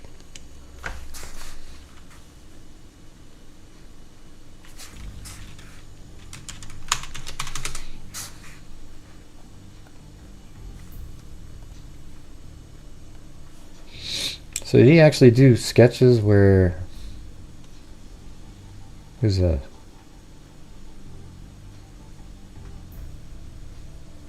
Rader disturbing sketches show 3 bound women in what investigators believe to be barns. One drawing shows that what looks like a young female gagged and bound at her arms. Maybe that's the one that was at the laundromat. Because remember, she was little. Officials point to the black piping running through the barn walls. Well, how do you know that's piping? Oh, you mean right here? Officials point to the black pipe. Well, it's not black piping. The piping isn't black. It's the walls are black.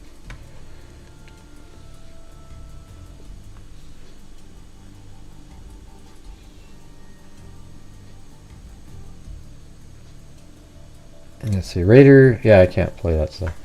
One drawing shows that looks like a young female gagged and bound at her arms and legs. Officials point to the black piping running through the barn walls. Well, I hope they're not pointing at black piping, because that's not black right there. The reason you would have that is if you were moving livestock through there. Those bars would keep the livestock from hitting probably the tin or the wood on the outside of the barn, so that if animals hit it, they wouldn't go through and dent the tin or knock the wood off the outside. Osage County County investigators believe the sketch could be linked to a missing woman last seen in southeast Kansas in 1991. Her name has not been made public in connection with Rader at this time. When was this? That's just recently.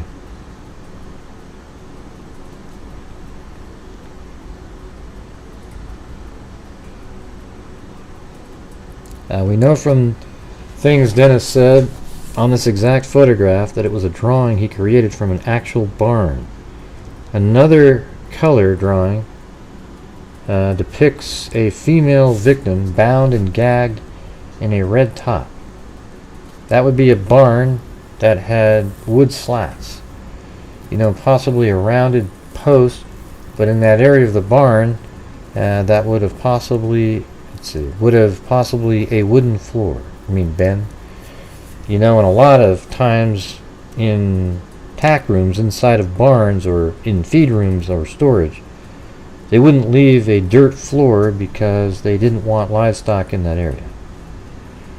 That would be a barn that had wood slats, possibly rounded posts, but in that area of the barn, that would have possibly a wooden floor. You mean been a wooden floor?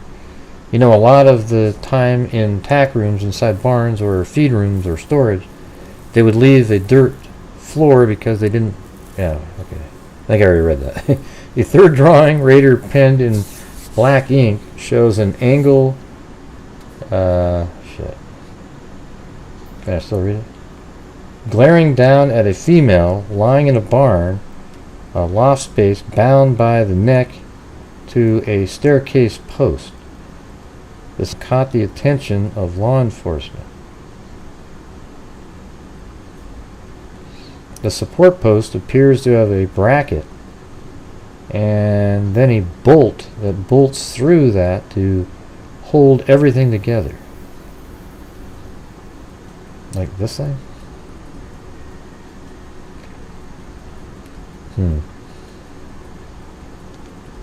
Last month, Verdon's team uncovered what Radar called a hidey hole containing new evidence not previously discovered by law enforcement on the lot. Oh, so they did find something. That's what they found. On the lot that was once his family home, bondage materials were among the recovered items. City officials demolished. Wow, that's crazy. Remember that spot we were looking at where they were digging around? That's exactly where that is. City officials demolished the home in Park City, Kansas in the years after his arrest, but the reinforced hole, according to Verdon, remained intact nearly 2 feet in the ground. Rader himself led the investigators back to the scene. Verdon's team uncovered a letter he wrote in 2008 from prison describing items he had hid under the floor of a shed behind his home. Now Osage County investigators hope state and federal agencies will intervene to help process the evidence.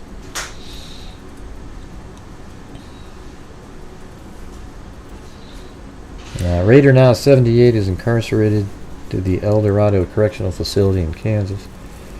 He has scoliosis, very severe. He's in a wheelchair. He has no teeth left, so he doesn't even look like he has a jaw. He went from this vivacious man that was hiking with me right before he was arrested to like an elderly man, his legs wrapped with bandages. Rader has access to a phone, television, and a tablet device with internet capabilities, according to a spokesperson. He has not spoken out publicly since law enforcement dug up his former family residence, a move uncharacteristic for her dad, according to Ross. So there you go. Well, you guys, I thought I'd give it a shot with the no goal up there, but we're definitely not at the goal currently. So if you guys would like to help out, support the channel, everyone. Keep on trucking through the rest of the month. It's going to be tough for me for part of this month, as I'll be traveling around, heading somewhere. And so I might do some shows in the evening, but I don't know what I'll be able to do. Maybe we'll just do talk or whatever the hell we could do. I don't know. It's going to be tough. Hope he suffers every minute, and God will take it after that. Thanks, CR. Yeah. All right.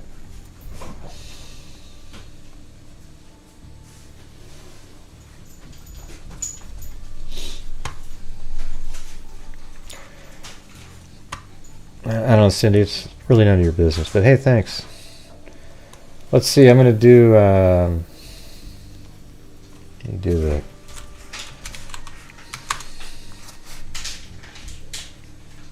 that's how you're the only one that asked. You're so nosy.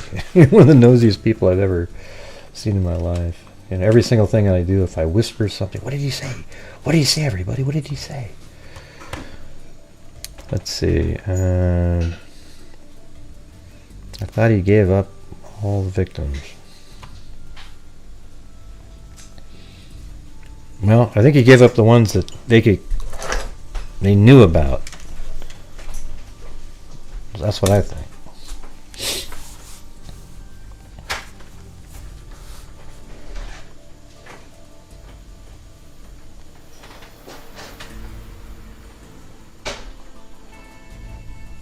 Oh yes, I remember seeing these when you sent those to me.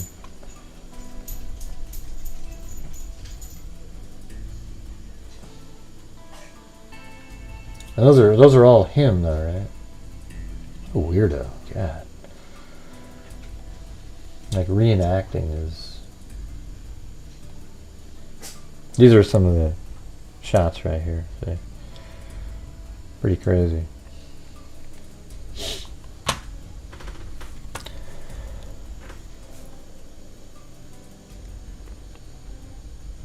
Duolingo? Oh yeah, I was supposed to. I was going to try that. Well, it's not mean, Cindy, but every time I say something, you're always wanting extra, like it's personal stuff. Like I'll go, "Hey, what is that over there? What are you saying, Gray? What's Gray saying? What's Gray saying? Hey, did you see Gray with the?" It's really weird. I mean, I guess you're paying attention to me specifically, but thank you, Allison Cosgrove. Hope you have a great time and be safe. Right. Be safe out there. But that's not really being mean. It's just, I would like it if you wouldn't do that. Thank you. Appreciate it. If you want to have an answer, send me an email or something, but not on the show. Or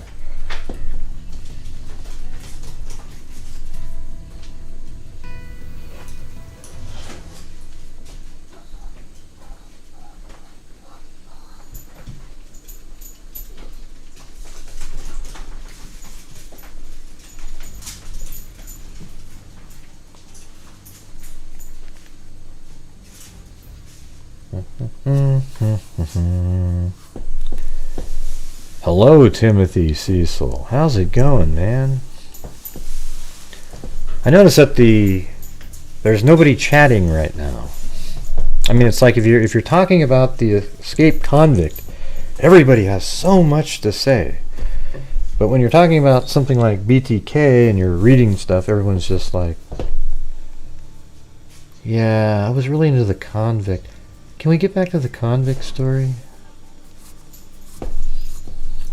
My dog hears the puppy's collars clinging. Oh yeah? See, Timothy Cecil's comment was like 2 minutes ago. I hope I don't have to blow the horn again.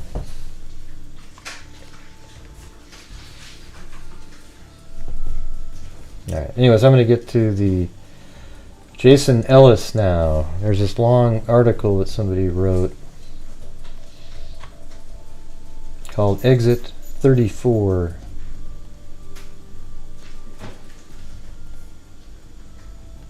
And I was just going to remind people, I think this was back in just July of this year. Remember how this July makes 8 years since 35-year-old Crystal Rogers was last seen, and authorities say in the last year they've made significant progress in investigating the Bardstown mother's disappearance.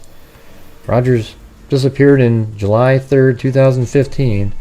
Her father, Tommy Bowler, later found her car along the Bluegrass Parkway. Inside, he found her keys, cell phone, and purse. Since then, Rogers' family, multiple law enforcement agencies, and many with the Nelson County community have worked endlessly to find answers. Shelley Ballard, Crystal's mother, said she can't believe it's been so long and appreciates the love her community has shown throughout the investigation. The FBI and everyone involved is working extremely hard to find justice for Tommy and Crystal. Alright, so that's when she came out about, a couple months ago and was like, hey, yeah, they said they'd made significant progress. So that was kind of news. And then we... let's see. Oh yeah, and then this is just recently, September 12th. A Kentucky man was arrested last week and charged with connection with the cold case vanishing of Crystal Rogers 8 years ago. Joseph Lawson, 32, pleaded not guilty Friday in Nelson County Circuit Court to charges of criminal conspiracy to commit murder and tampering with physical evidence on or about July 3rd and 4th of 2015, which is when Rogers was last seen alive. Rogers, 35, was last seen alive. This is Crystal Rogers. On 4th of July weekend, 2015, when her Chevrolet Impala was found still running with her phone and purse inside in Bardstown. It was on a highway.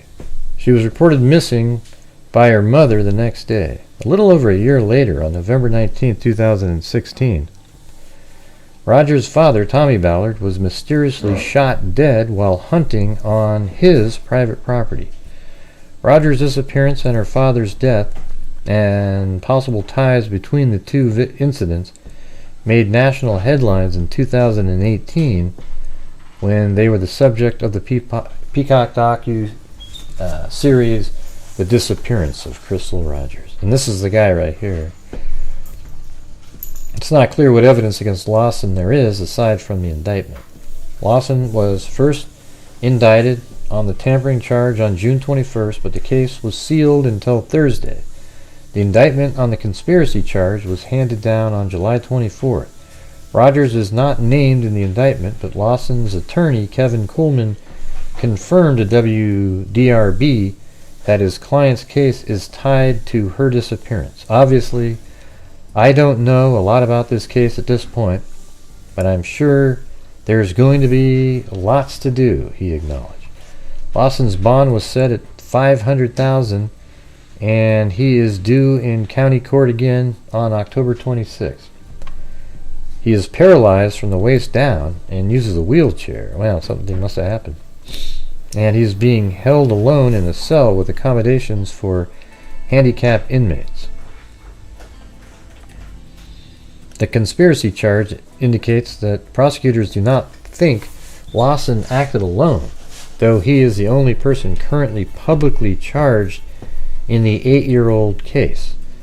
Just 1 year earlier, the father of Rogers' youngest child, Brooks Houck, was named a suspect in her disappearance. So, look at, this is what's going to happen, everybody. We've already done it. It's going to be where Lawson, this meth-looking weirdo right here, he is the low-hanging fruit, the guy that they're going to bring in, and it's just like exactly the same as the Brightigan case.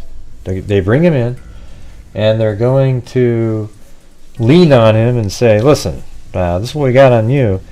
If you give us, the other names and tell us exactly what was going on, we'll give you a way less sentence. I would give this guy like 10 years or less, especially since he's paralyzed. He can't really do anything anyways, and get him to roll over on the other two, just like the Brightigan case, where there was 2 other people. There was 3 in that one. I bet you there's just 3 in this one. It's going to be, in my opinion, it's going to be Nick, Brooks, the ringleaders, probably, maybe even Nick running the show, and this guy right here is the one that's going to squeal on all of them. What do you guys think of that? You wonder about that, Cindy? Didn't even cross my mind. I think that'd be already a pretty big story if that was something that happened. He's got to make sure those 2 are put behind bars. What do you mean he's got to make sure? No, he's gonna make sure. There isn't a gotta. He's already gonna get in trouble himself.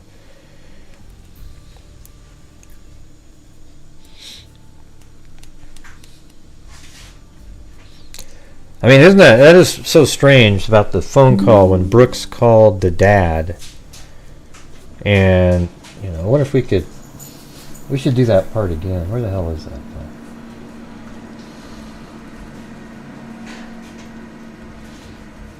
Ding, ding, ding, ding, ding. Brooks Houck. There he is. That's Brooks Houck. Yeah, that's what the one I made of Brooks. So.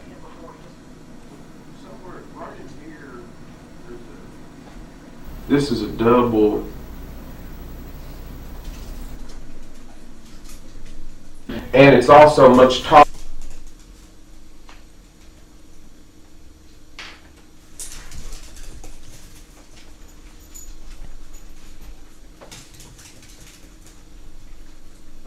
Here it is right here.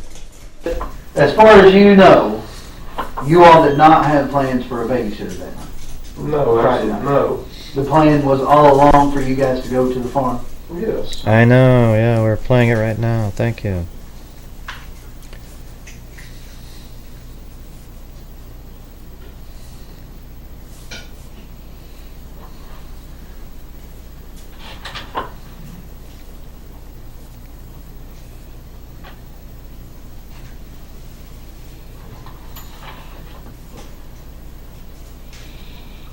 Yeah, the guy that was arrested. I want to get your phone and look that phone number. All right. See, Joseph Lawson worked for them.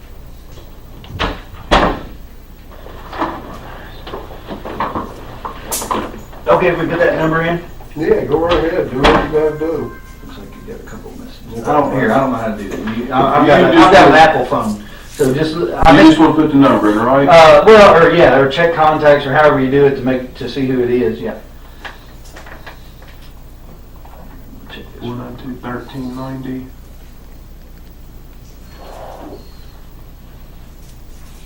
Just call it. Oh, Steve Lawson. Okay. Who is Steve Lawson? He's somebody that works for me.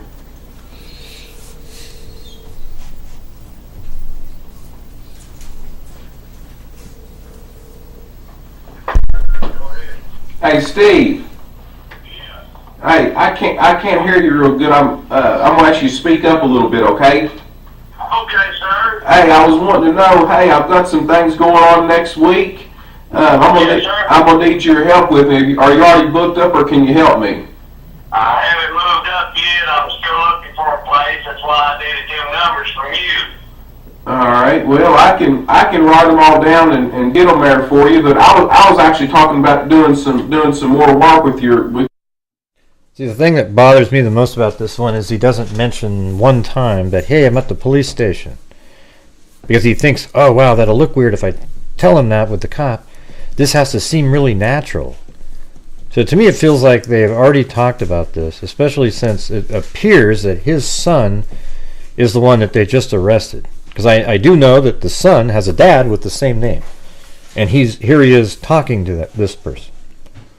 Actually, I think this guy worked for Brooks. The son, I don't know if he worked for him or not. But maybe he did work for him in a different way. Your little skid steer and so forth. Mine still broke down. Well, I said, get with me tomorrow. I'm coming. I know you're having a hard time hearing me because it's where I'm located at. All right. So just get in touch with me tomorrow and we'll see what we can do. But my question, I just want to tell you I'm sorry about everything that's going on in your life, brother, and I got you in my prayers. I said it is a very difficult and trying time, but I appreciate you saying that. But hey, I need your help while I got you on the phone here. Do you? No, because the officer questioned him about why there's a phone call from this phone, the phone number he's dialing. Why was there a phone call from that phone, late at night, the same night that Crystal went missing? Okay, that's why they're talking right now. So he's calling him because he knew that would be on his phone. So I would imagine that he told him, hey, listen, you just got to say, I'll call you. So I'm going to go to the station. I'm going to call you. Because here's the thing is, I think Brooks was like, I got this, man. I'm not even going to tell Nick. I'm going to go to the station. I got all this stuff. I've already talked to so-and-so. And I'm going to go in there and I'm going to call him. And, you get what I'm saying? Like, he just thought he was going to run the show. But then when Nick heard about it, either it's hard to think that maybe Nick, that he knew that Brooks was going to be there, because his reaction was so loud on the phone, it got him in trouble. But it could have been Then he goes, hey, what are you doing in there? What are you doing there? But there he goes. Brooks still talked. You know, it's like, I'm committed to being honest. And I'm showing you that because even after my brother, the cop, told me not to, you know. You remember, the other night you called me really, really late. Yeah, that's what I said, Cindy, the other day. I said he probably called Stephen up on the phone and said, hey, you know, I mean, Stephen called Nick up and said, hey, he's over there. He just called me. But here's the thing is, if it was planned, why would Stephen call Nick to say, oh my God, and Nick, you know, he would just assume that Nick would have known. Like if Brooks said, hey, listen, I need you to have an alibi. So when that's over, why would he call up Nick? Doesn't make any sense. And I forgot what you asked me. Can you, I guess it wasn't on the phone. I might have been tired. I know it was pretty late at night. Can you remember what you asked me or what you were after? Thank you, CR and 867 and Jessica Schubach. Where'd you get the 867? Like 867-5309? I can't remember. Yes, sir, I can. I called to ask you for them numbers. Wow, look at that. We had Craig with 867 and then CR with 5. Now we just need 309. For a house. Oh, for a rental house. Yes, sir. And what did I forgot? What did I tell you? You told me that you would call, what's her name, Katie or whatever, she handles all that. Crystal. Yeah, Crystal, the same person a minute ago you said, wow, I feel so bad for what you're going through. Crystal, okay, I apologize. Yeah. She said she handles all that. Notice how he was checking the look of him to see if that was something that was bothersome. That you would get back with me on it. All right, thank you so much, Neil. Hey, if there's anything I can do, you give me a call. Thank you. You have a good night now. Yes, sir. Now watch Brooks after this. See, man, you got nothing. God bless you. Thank you. Watch this little just total, look at this look right. See? Yeah, nothing. What do you got? What do you got, man? You got nothing, Okay. He's saying. So that begs a question in my mind. All right. If she's in the truck next to you when he called, why would you need to call her about getting numbers for rental Because property? being that way that... You know, what's amazing is how quickly he had an answer for that. To a really good question. Tonight we're headed to the house. You know, I just wouldn't... she normally's not going to deal with stuff that late. I mean, I don't even... I didn't even look at the phone to see who it was calling me. I'm sure I just answered it. Yeah, just... You know... But he said you told him that you'd need to call her. All right. Why would you need to call her? I mean, that's an odd phrase for someone who's sitting next to you in the truck. Do you understand? You see what I'm saying? Yeah, I see exactly what you're saying. But I mean, that's what if that right there is what I told him, that right there is what I told him. We wasn't on the phone that long, but normally I would just... he got caught right there. He got screwed. She's not going to want to mess with that there you kind go. of stuff that late. Look at that. We've got Craig with 867, then CR with 5, and then Danielle with 309. Oh, we missed the 7 though, didn't we? 867. Oh, the 7's in there. 867 5 309. All right, there you go. Awesome. I'm sure I'll probably try to answer the phone really quickly, so that it wouldn't. A lot of times after I get moving, Eli goes to sleep. You know, sometimes he goes to sleep in the truck, sometimes he doesn't. So if you want to call him, you got his number and everything. If you want to call him, you know, you can call him.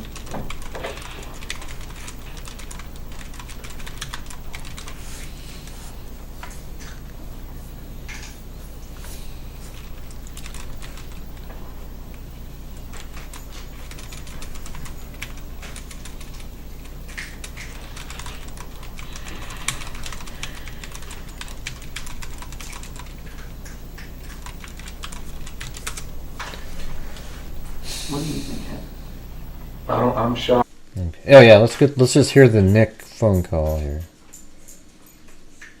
There it is. Struggled with it, you know. Yeah.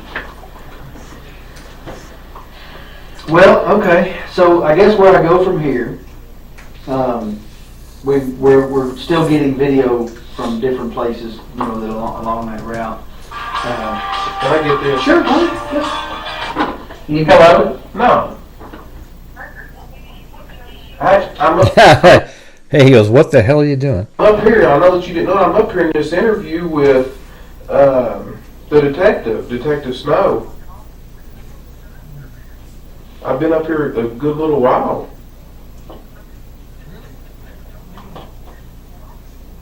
God, I'd love to have the exact I'm verbiage. filling out of it. this statement here and everything. It's weird how calm Brooks is, even when his brother's yelling at him. Are you telling me that's what I need to do?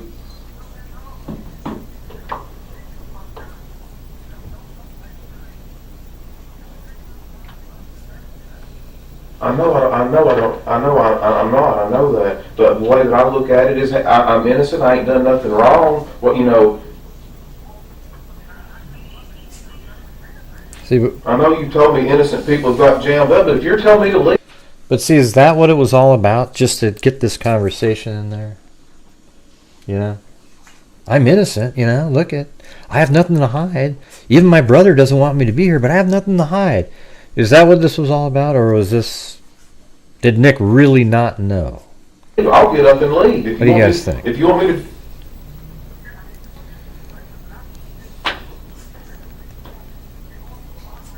I know I'm going through a lot, but I'm trying to get this guy to help me. No, he didn't turn his volume down. He just... The first time he just yelled really loud, and now he's just sort of talking with, you know, loudness, but not like a yell.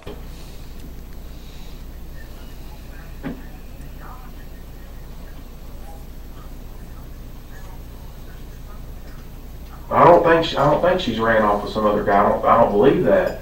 You can't make me think that. No. Oh, I wanted to get that in there. Like both of them, like, I'm just a concerned brother. Hear all this stuff that I'm saying?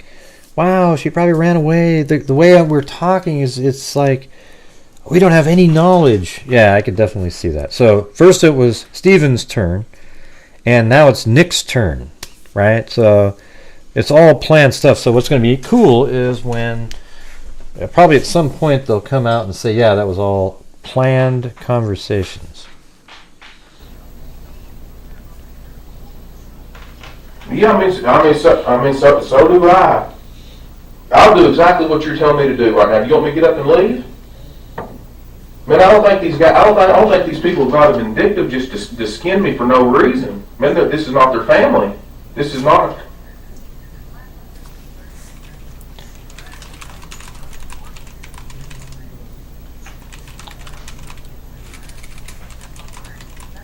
All right, thank you. Anyways, so there's that. Then there is the...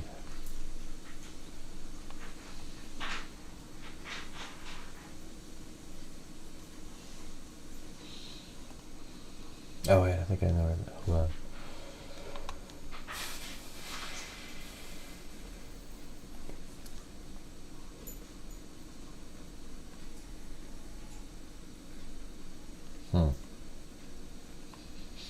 It's not in there.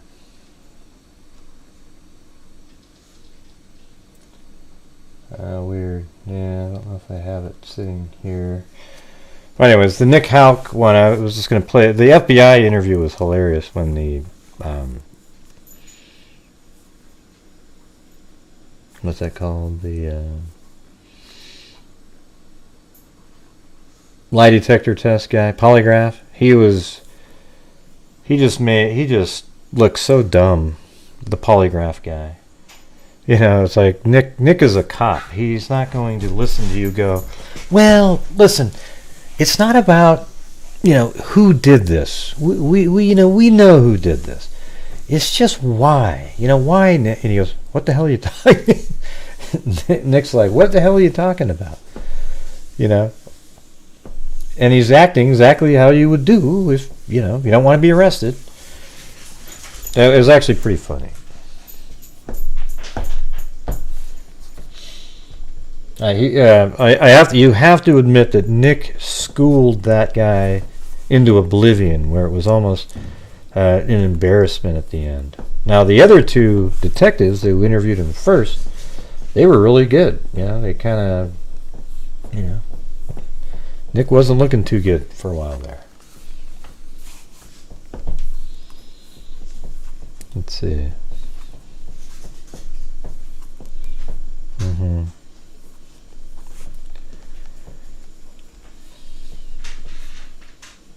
It fell into place way too easy for him.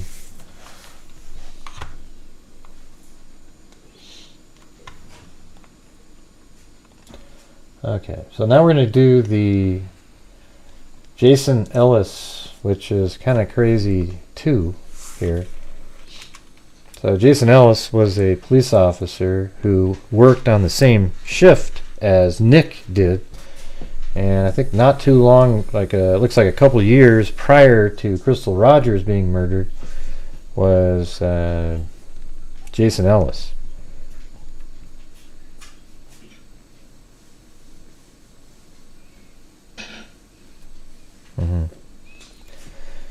Anyways, are you good friends with him, Cindy? Jon Snow, like you guys went to college together? Let's see. So anyways, here is Jason Ellis.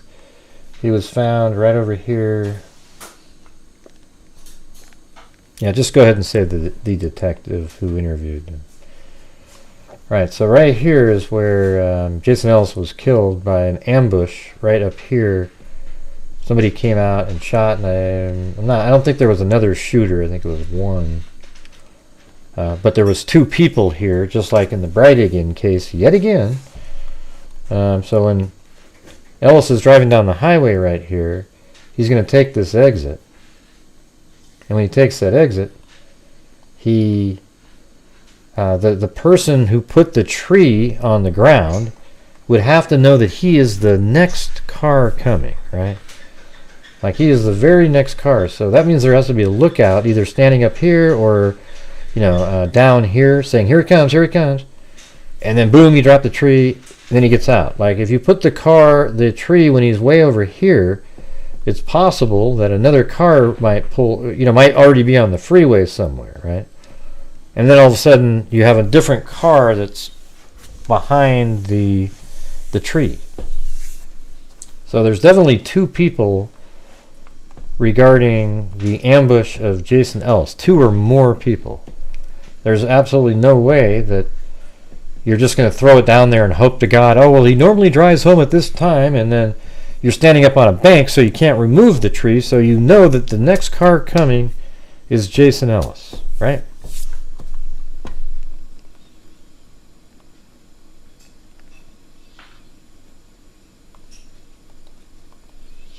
Okay, so this is by WCPO. You might find it interesting, Cindy. Isn't that amazing?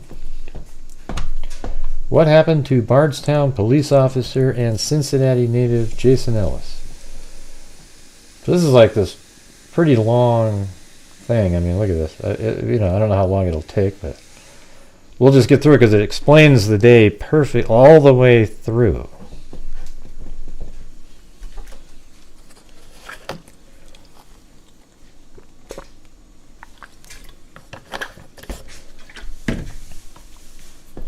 What is the Blue is his name?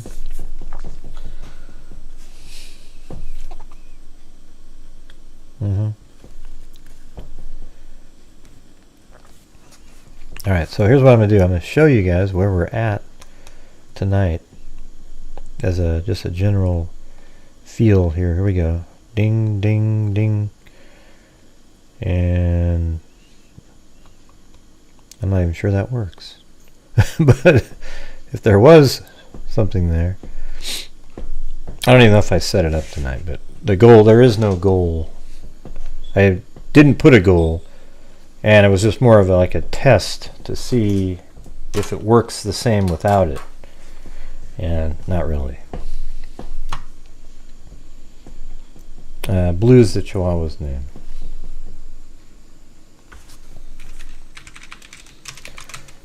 Ding ding ding ding ding ding ding ding ding.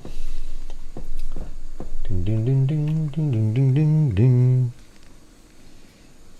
I know some people like the goal, some people don't. I like having it there just so it's less on, for me to say. No, that should be working. Hold on, let me check.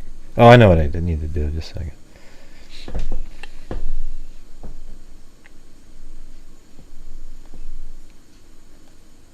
There we go. That's the one.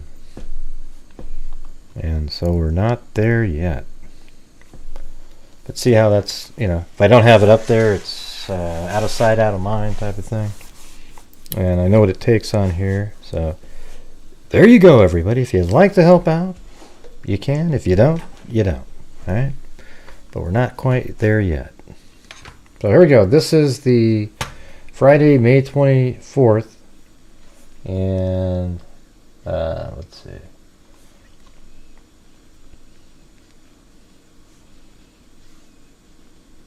Yeah, so someone somewhere knows something about what happened on May 25th as Bardstown police officer Jason Ellis, a Batavia native and former Cincinnati Reds minor league player, turned from Bluegrass Parkway onto exit 34 towards home after signing off for the night. Hey, thank you, Jay Crow. There you go. Right, so this is pretty crazy right here.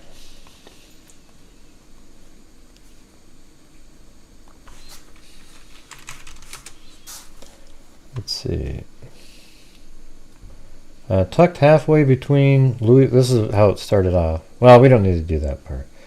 So here is May 24th. This is like 24 hours prior.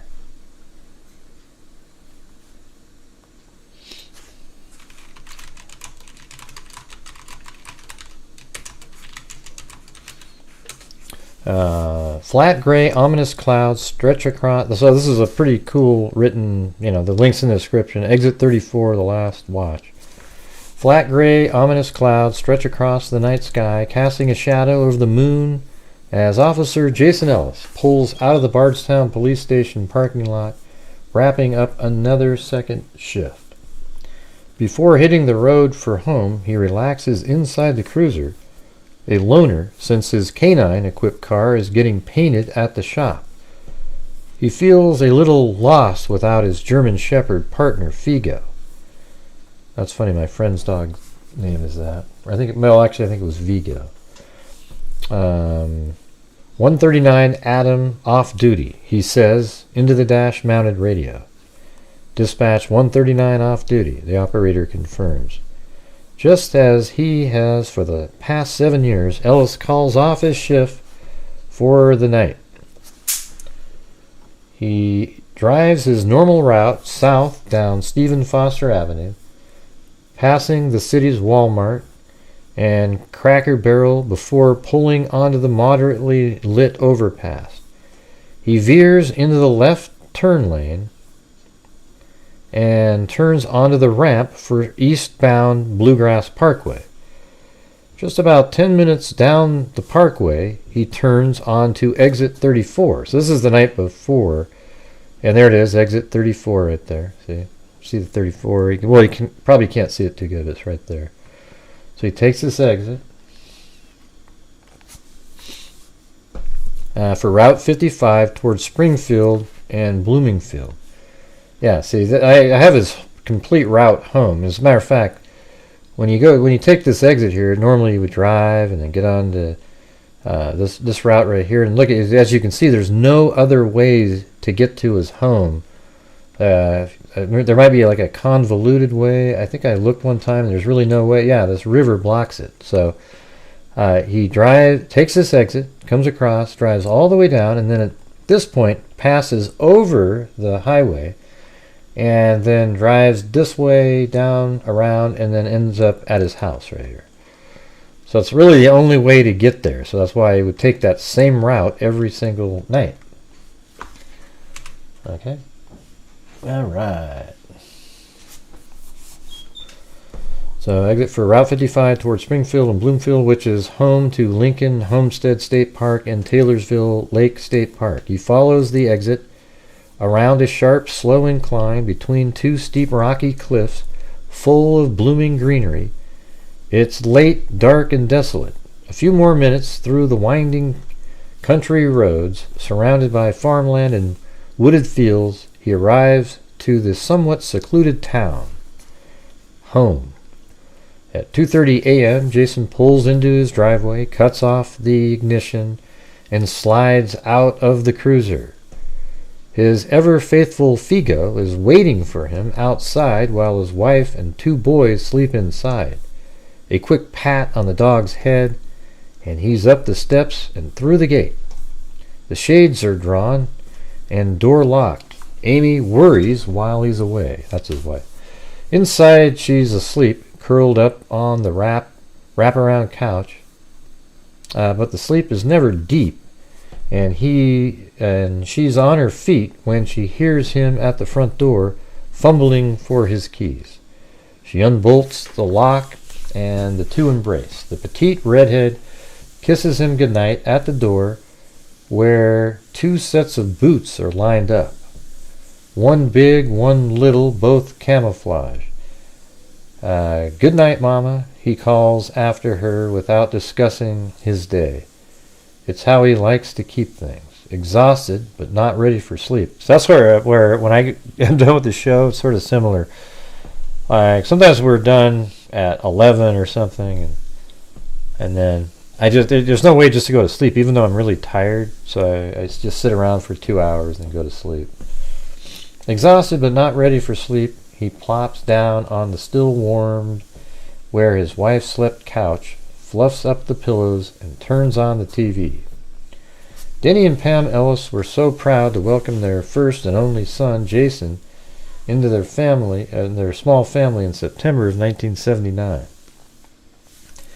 We would grow to make them proud, first as catcher on the Glen Est High School baseball team, where he wore the number 5 jersey, and eventually as a minor league player for the Cincinnati Red organization. He graduated from the Union Township, Ohio school in 1998 and went on to play baseball at the University of the Cumberlands, a private liberal arts school in Williamsburg, Kentucky. He played 186 games for the Patriots, snagging the school all-time record for hits with 246, the all-time career leader in doubles with 60, all-time career leader in home runs with 34, and all-time runs batted in with 183. It's pretty good. Jason told me early, that means he got a run batted in, I think it's more than 1 a game, right? No, actually almost 1 a game. Jason told me early in our relationship that his dreams were to have a family and play baseball or go into law enforcement, said his wife Amy. Ellis's mother remains in Clermont County area, as do his sisters Lacey and Kelly Eastman. And then this is like 5:45 a.m. The alarm startles Amy awake. Jason is sleeping. It sounded, I think she's a teacher if I remember right. Jason is sleeping soundly next to her in the queen-size bed. She stumbles onto the cold hardwood floor and walks into the other room, where she notices the large brown cowboy boots sitting where Jason took them off days earlier. That somehow comforts her. A substitute teacher at the school, elementary school, at the local elementary school, she has to gear up for the annual field day at school. She showers and dresses for the unseasonably cool day, the Friday of Memorial Day weekend. She shuffles off to the kids' room. She gazes at Hunter 8 and Parker 6, both snuggled in their warm beds, quickly, though she's back in the moment, and wrestles them awake and gets them dressed in shorts and Bardstown tiger shirts and sweater. Then it's off to the kitchen. Amy snatches a handful of fresh spinach and a few chunks of pineapple from the refrigerator and pushes the door shut with a thud. She throws everything into her blender pitcher, adds a pinch of vanilla protein powder and a splash of almond milk, and whips up a smoothie on Pulsate. Simultaneously, she pours a piping hot to-go mug of black coffee while seamlessly moving from counter to counter in the kitchen packing Hunter's lunch, peanut butter and jelly and yogurt, his favorite. It's pizza day at school for Parker. She glances at the child-drawn watercolor picture hanging from the fridge door, a drawing of a badge number 139 above a blue line and K9 just under it. At 7 a.m., Amy scurries around, grabbing her bag and cell phone, making sure the boys have their backpacks.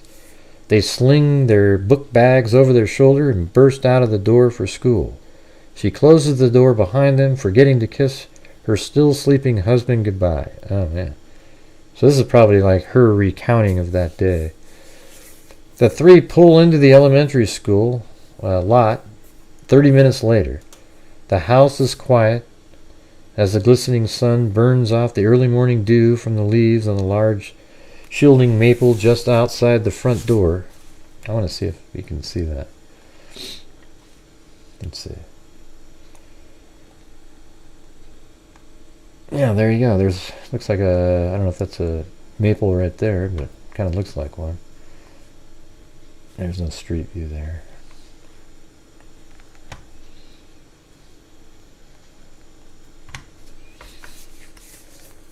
Let's see. As morning turns into afternoon, Jason wakes. The 33-year-old, 200-pound, nearly 6-foot-tall former minor league baseball player rolls out of bed and showers for the day. He pulls on his white t-shirt, pulling his arms through each sleeve, the left not quite covering the tattoo of his police badge on his bicep. Sitting on the bed, he reaches down and pulls up a pair of black socks onto each foot. He stands up to affix his heavy blue Kevlar bullet-resistant vest to his body. Holding it up, he puts the vest over his head with the dangling Velcro straps. He wraps each thick band around his upper body, fastening it securely to his chest. He pulls on his black uniform shirt, buttoning from bottom to top. He tugs on his uniform pants, tucks in his shirt. I mean, this is just probably what he normally would do. Then up and stuffs his leather wallet in the back pocket and drops his pocket knife in the front and slides the brown leather belt through each loop. So these are the items that were probably found at an autopsy or something. Looking into a large mirror over their large wooden dresser, he straightens his white metal name tag. J. Ellis, law enforcement since 2006. On the right, and Officer Bardstown Police, Kentucky, on the left. He straightens his collar and smooths the uniform. He grabs the contents of his shirt pocket from the night before, a ballpoint pen, handcuff key, and a notebook, and put them in his left breast pocket of his shirt. He wraps his gear belt, which holds pepper spray, handcuffs, his .40 caliber Glock handgun, a taser, 2 ammunition magazines, and a Kenwood portable radio around his waist. He fastens his black plastic watch around his left wrist, and he sits on the bed one last time to lace up his black leather uniform boots. The glint from the sun hitting his wedding band momentarily catches his eye. Now, this is about Amy here. Amy Phillips met Jason on Valentine's Day 2001 at a get-together at a mutual friend's home while they were both college students. He got her number from her best friend, and they made a date for a week later, but unfortunately, Amy's mother popped in town to take her to dinner. Instead of canceling the date, Jason brought 2 bouquets of flowers with him to the door, one for her and one for her mom. The three went on the date. Oh, man. That guy would have, like, immediately his mom turned to her and said, marry this guy. She said she knew after that date, during which her mom peppered him with questions, that Jason was the one for her. Everything I wanted and prayed for, that was Jason. See, I knew that's what they were going to say. An amazing, amazing person, she said. They quickly became inseparable. While celebrating Christmas in 2002, Jason coaxed Amy out of her family barn to give her his gift. She was sure he had gotten her what she'd been begging him for, a puppy. But instead, when the two got out to the barn, Jason dropped to one knee and pulled out a cathedral-cut diamond solitaire from his pocket. It was just magical, she said.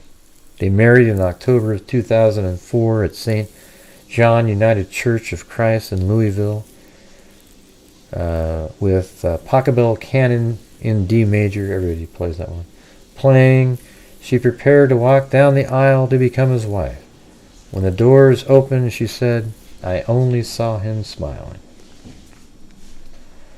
At 3 p.m., after grabbing a quick snack through a fast food drive-through restaurant, Amy and the boys make their way home from a fun, productive day at school. As she's driving the familiar back roads, approaching home, she takes a call from Hunter's nurse.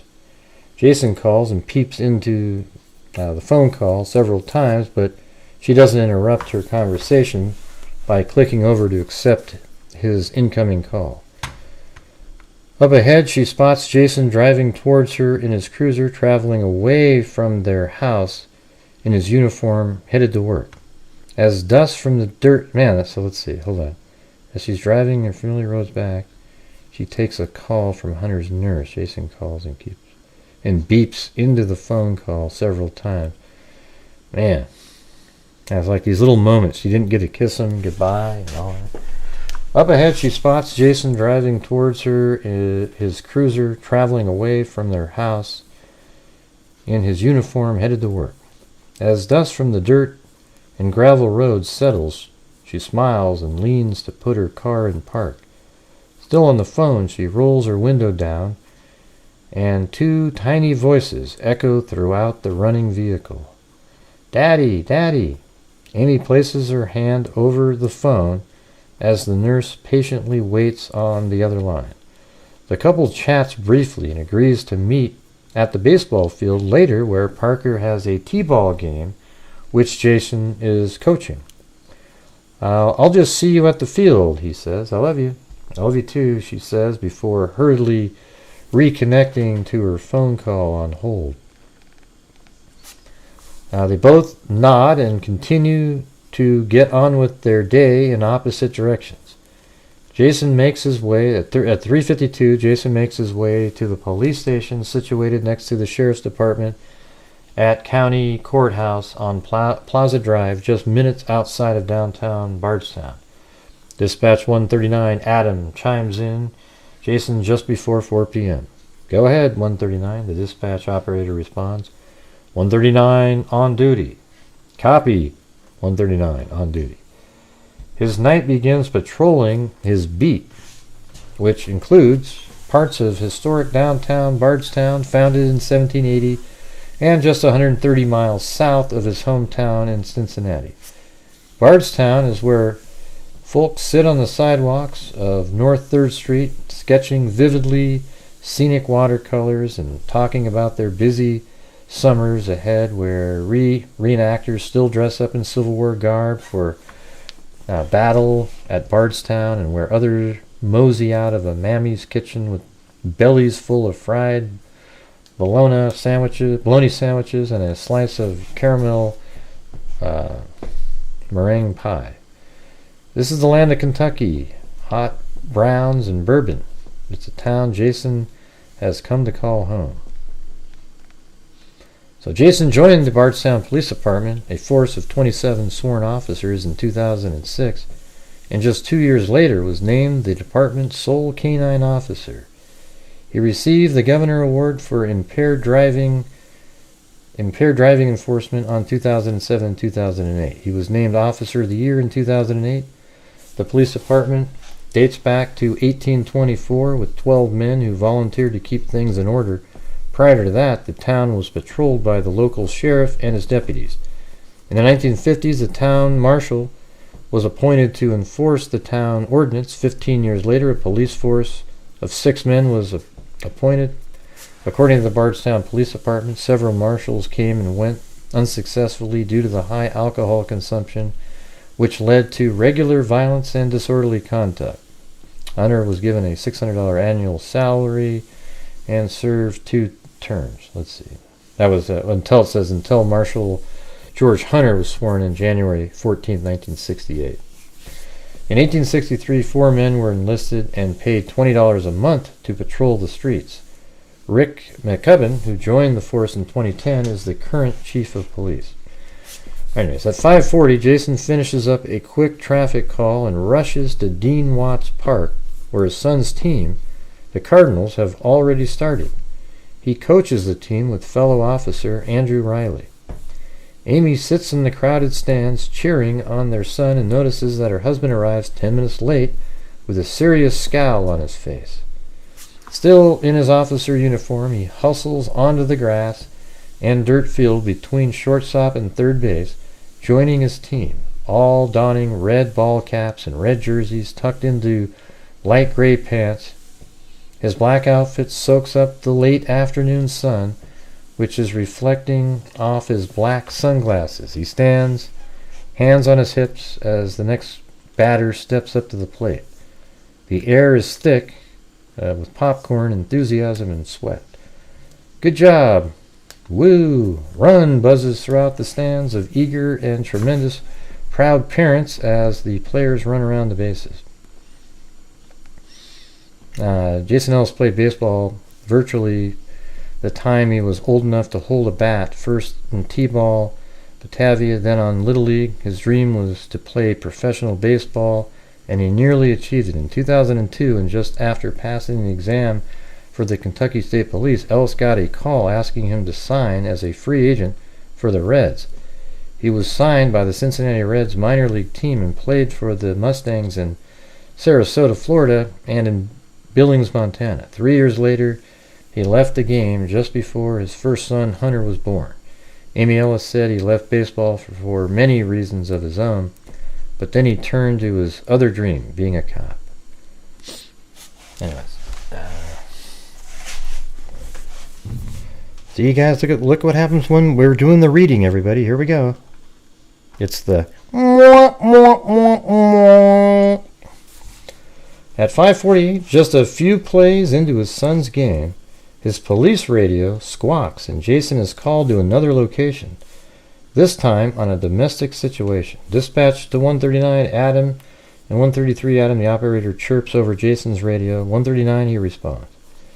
I have a report of a domestic male subject refusing to leave the scene of a 101 McGee, correction 114 McGee, 114 McGee Street. 139, 10-4 on that, Jason confirms.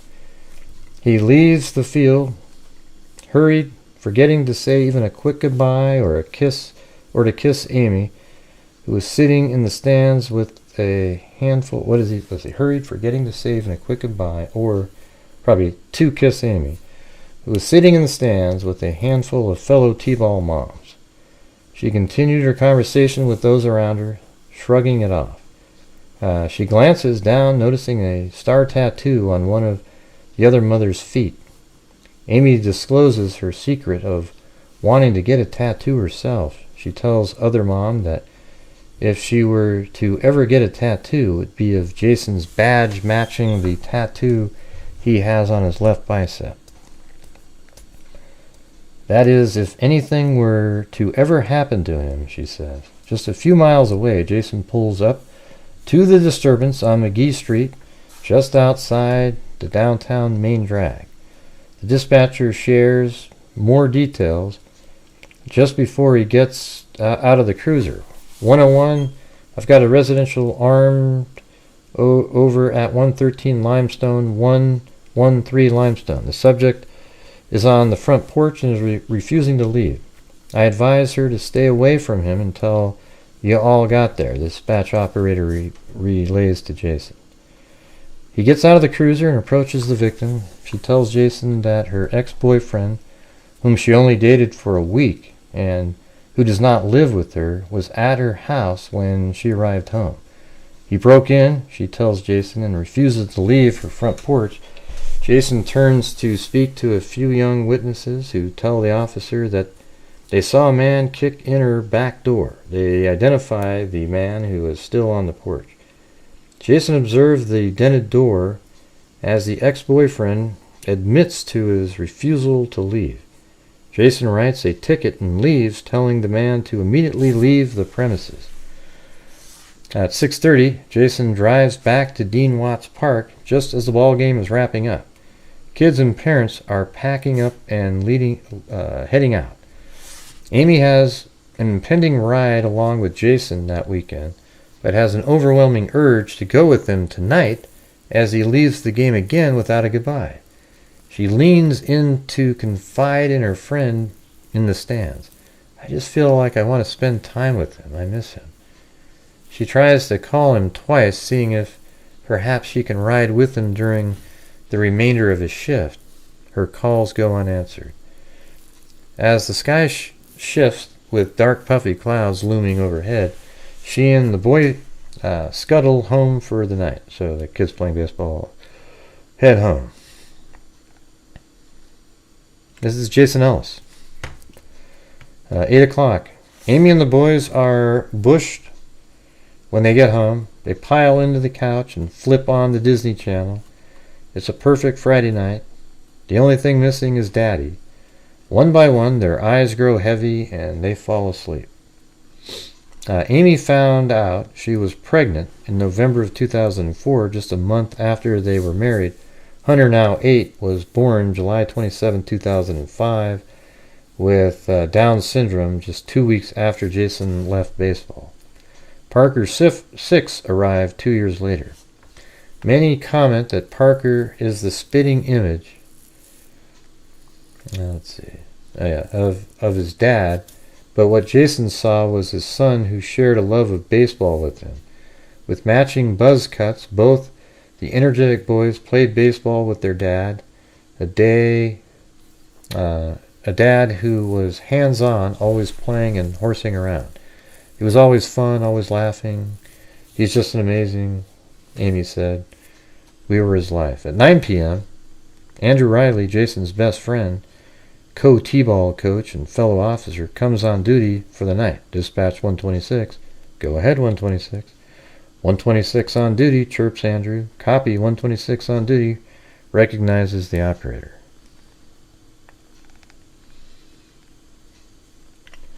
9:30 p.m., Jason pulls into the overly crowded 5-star gas station and convenience store.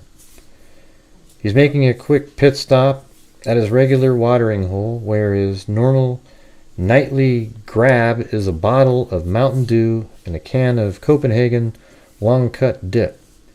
Dinner usually consists of 2 slices of white bread, piled high with turkey and cheese with lettuce and mayo. Tonight, however, Jason is on a different mission. With a grin from ear to ear, he approaches the double doors, opening one towards him, and walks inside. The beaming officer places an order at the deli for 11 pieces of American cheese. Tonight, Buck Snellen, officer in charge, brought in homemade sausage to the station, and they are grilling out for dinner. The cheese will taste good with the sausage. As he pushes open the door to exit, he smiles and turns back. Be careful, he quips to Shannon McAlexander. She smiles, nods, and waves him goodbye. Andrew Riley and Jason Ellis met while on duty for the Bardstown Police. Riley was a veteran by 1 year, as Ellis joined the force in 2006. They had an instant connection and soon became best friends. Many weekends they spent with each other's families for barbecue. They had each other's backs on and off duty.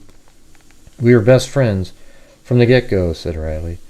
He was a hell of a guy. Everything he did the best he could.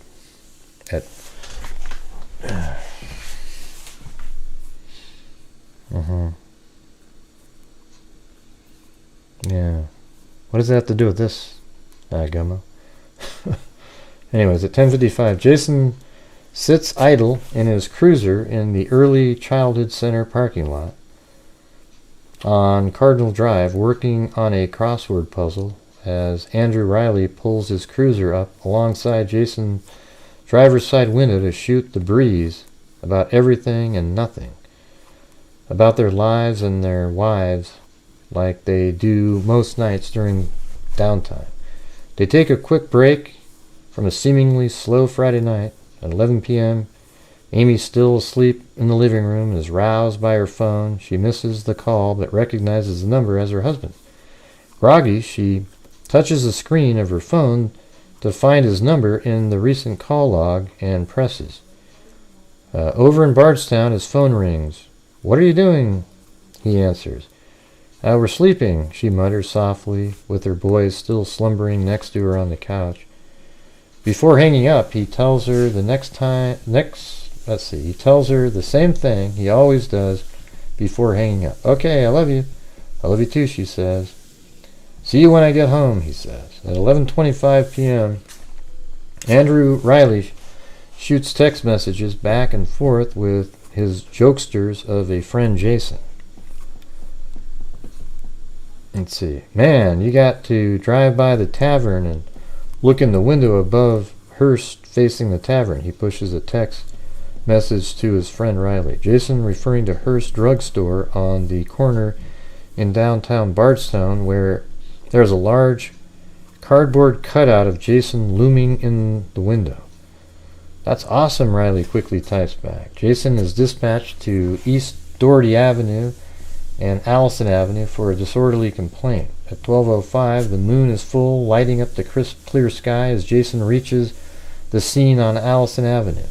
He calls dispatch and he pulls up, not immediately locating the subject. 139 Adam dispatch. "Go ahead, 139. What part of the broken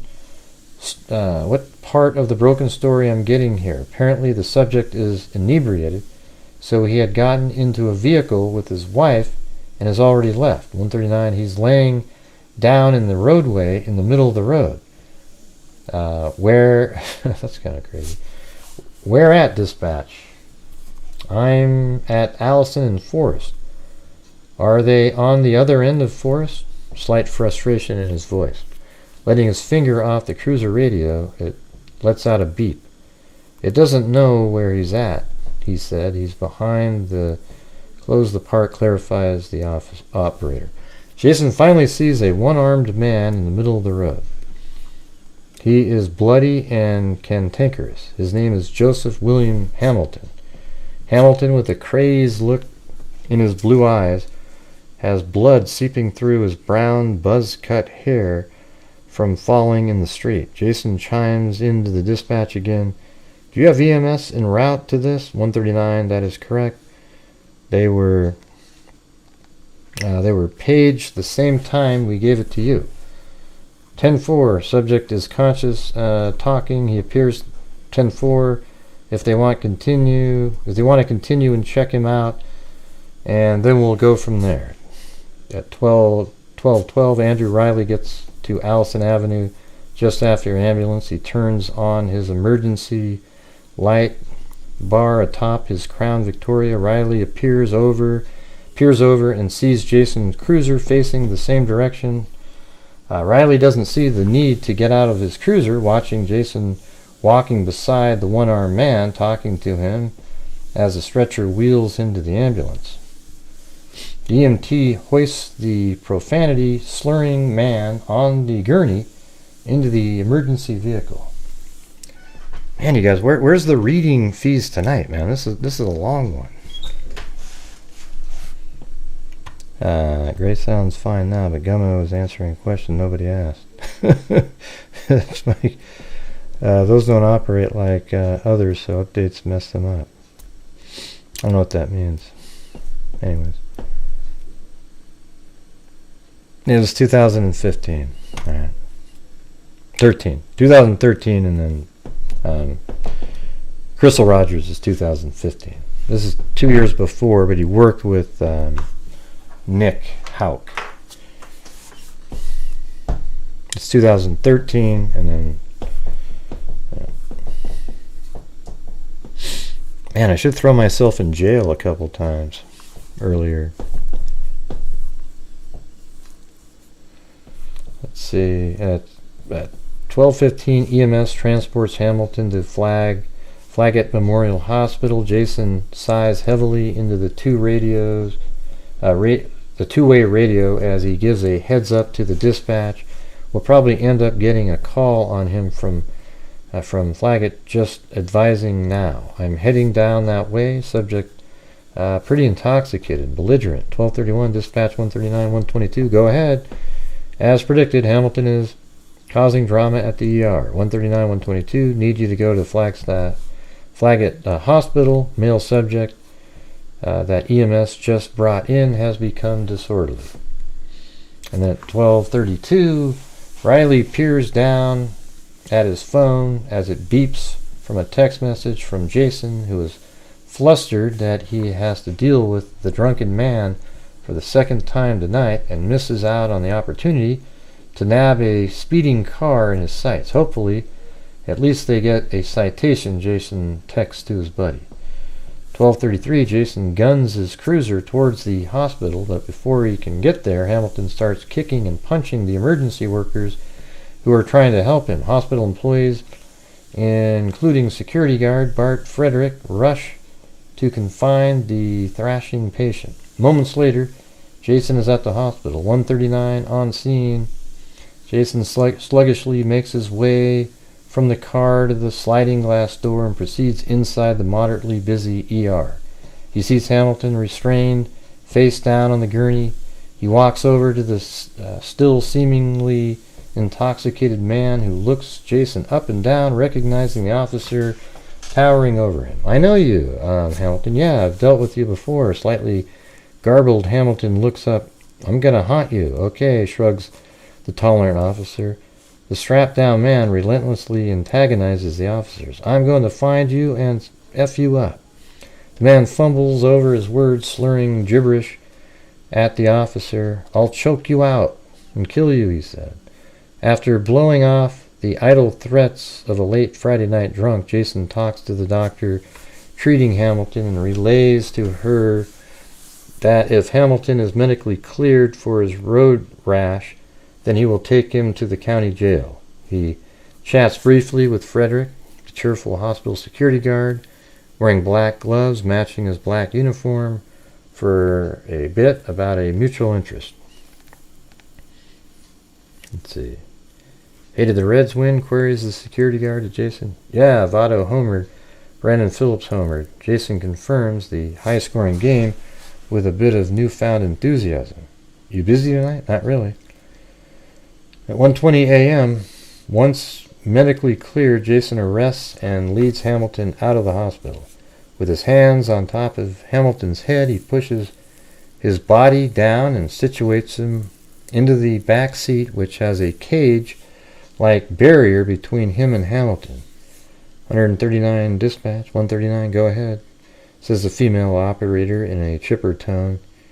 Clear, Flaggett, says Jason, conveying also that he is on his way to the county jail with Hamilton. 146, a mile later, Jason pulls into the small one-story brick nondescript building, the Nelson County Jail. Sergeant Nancy Shekels buzzes Jason inside. Another officer takes the armed drunk from Jason and into a holding cell. Jason takes his seat at the front desk and starts writing out Hamilton's one-page citation for the evening turbulent events. As he jots down the information, Shekels chats with him about his day, and he makes a quip or two to make her giggle. His pen reaches the bottom of the booking citation, and he quickly scribbles his signature, officially completing the last of his paperwork for the night. He gets up, shakes the sergeant's hand, and begins his march to the door. Wow, thanks, Dina. Man, what a... this is about as slow as you get in here. As he departs, Shekels holler after him. Be careful. Good luck. Jason turns to her, as he always does. Be good. Be careful. I'll see you guys tomorrow, Jason says. Jason gets in his cruiser, shuts the door, and pulls out of the jail lot. 139, Clear County. He informs dispatch that he's leaving the jail. Officer Ellis calls off duty. With a cool breeze lightly blowing inside the cruiser from the crisp night air, Jason starts driving down Stephen Foster Avenue, beginning his 20-minute journey from home to journey home to Amy, the boys, and Figa. 139 off duty. With his focus on the road ahead, he presses his right foot stiffly against the gas pedal, accelerating towards the night's end. At 2:02, Amy startles awake. She gets up, wobbly on her feet, and slowly stands. The boys are still asleep on the couch. She scoops Parker up in her arms and carries him to the room. She gently lays him on the bed, covers him up with the blanket, and leaning down, gives him a kiss goodnight. Making her way back to the living room, she reaches for her phone. With a quick glance, she checks the time. She contemplates calling her husband one more time, but doesn't, figuring she will see him soon. Like hundreds, if not thousands of nights before, Jason takes a left turn from Route 150 in Bardstown onto Bluegrass Parkway East and route to exit 34 just little before 13 miles away. He's just 15 minutes from the exit, another 10 minutes to home. The full moon lights his way, and it also shines on the freshly cut branches laid methodically in the roadway, a plan to stop a car. Thanks, Amber. Yes. At least one person waits amid the blooming lavender flowers atop the exit embankment. Let's see, hold on a second.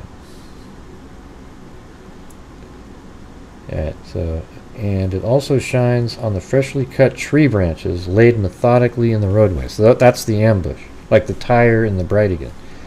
A plan to stop the car. At least one person waits amid the blooming lavender flowers atop the exit embankment, waiting for the car to make the turn onto exit 34. Chad Monroe, a full-time tobacco, dairy, soybean, and corn farmer, and part-time in the town's oldest cash crop, Bourbon punches his time card at Heaven Hill Distillery in Bardstown. It's quitting time, and he's beat. The stocky man jumps into the red Dodge Ram 3500 and starts his route from Route 49 to Bluegrass Parkway East, keen on getting home and crawling into bed before getting up at the crack of dawn to work on the farm. Barreling down the parkway, doing 80 miles an hour, the warm springtime breeze whips through the truck's cabin with both windows down. Monroe is trying to stay awake. His radio is set to County Radio Station 97.5 WAMZ, and is blaring Tim McGraw singing The Highway Don't Care. Monroe sings along, both hands on the wheel, his thumbs and left foot tapping in sync to the rhythm of the country ballad. The highway won't dry your tears, the highway don't need you here, the highway don't care if you're coming home, but I do. As Jason eases off the gas and taps the brakes on cruiser number 24, he flicks his right turn signal up. So right now, in this story, after a full day where he's driving down right like this, and he's going to take a right turn right here. His right turn signal up while approaching exit 34 is regular route home. He slowly winds his car around the sharp turn, approaching two yellow caution reflection signs, one on each side of the road, indicating that there is a stop sign just ahead. And so probably if you go down to the street view here,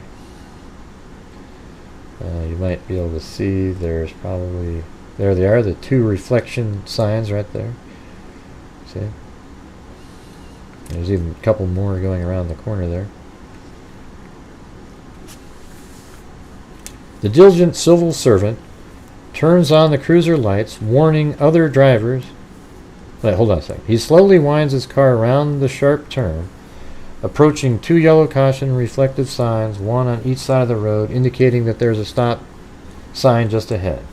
His headlights light up a pile of debris in the road ahead. The diligent civil servant turns on the cruiser lights, warning other drivers that he's stopped and to use caution when traveling the ramp. Turning the steering wheel a sharp right, his tires crackling as tiny pebbles pop from under his car as he parks diagonally across the ramp, blocking any other exiting traffic. Focused on the obstruction in front of him, he punches the Crown Victoria into park. Still in uniform, the officer opens his door. It creaks as he slowly swings it outward. He plops his heavy black leather work boots on the slanted pavement. As the hefty door leaves his fingertips, it slams shut behind him, echoing throughout the quiet rural exit ramp. He walks around his car towards the sprawling limbs and branches. With both hands, he scoops up the freshly cut, leafy limbs. He hoists the branches up into his stretched out arms. As he cradles the branches, he's startled by rustling. A small tree and hedge mask the position of where the sound originated. He paused for a split second. He turned towards his right, then boom, a single blast from a 12-gauge shotgun pierces the night silence. Jason is struck. His Kevlar vest is pelted over and over and over. Blood rushes from his side as he holds on to branches just above his waist. Slowly, his grip loosens as he begins to lose footing. Pellets rip through his skin just below his armpit, where his protective vest dips down, giving him no defense and no time to unholster his Glock. Boom! Another shot blasts. This time, a gun fires a different size and type of pellet towards him at a speed of 427 meters per second. He is sprayed with pellets penetrating and perforating, hitting his right upper arm, his forearm, and shattering his right elbow. Boom! The quiet of the night is again interrupted. So, third shot. The gunfire reverberates from each side of the excavated high walls, and other shot is fired towards the fallen officer. The shotgun pellets that hit him are those typically used for hunting small animals. It's like stuff we learned in the Murdoch case.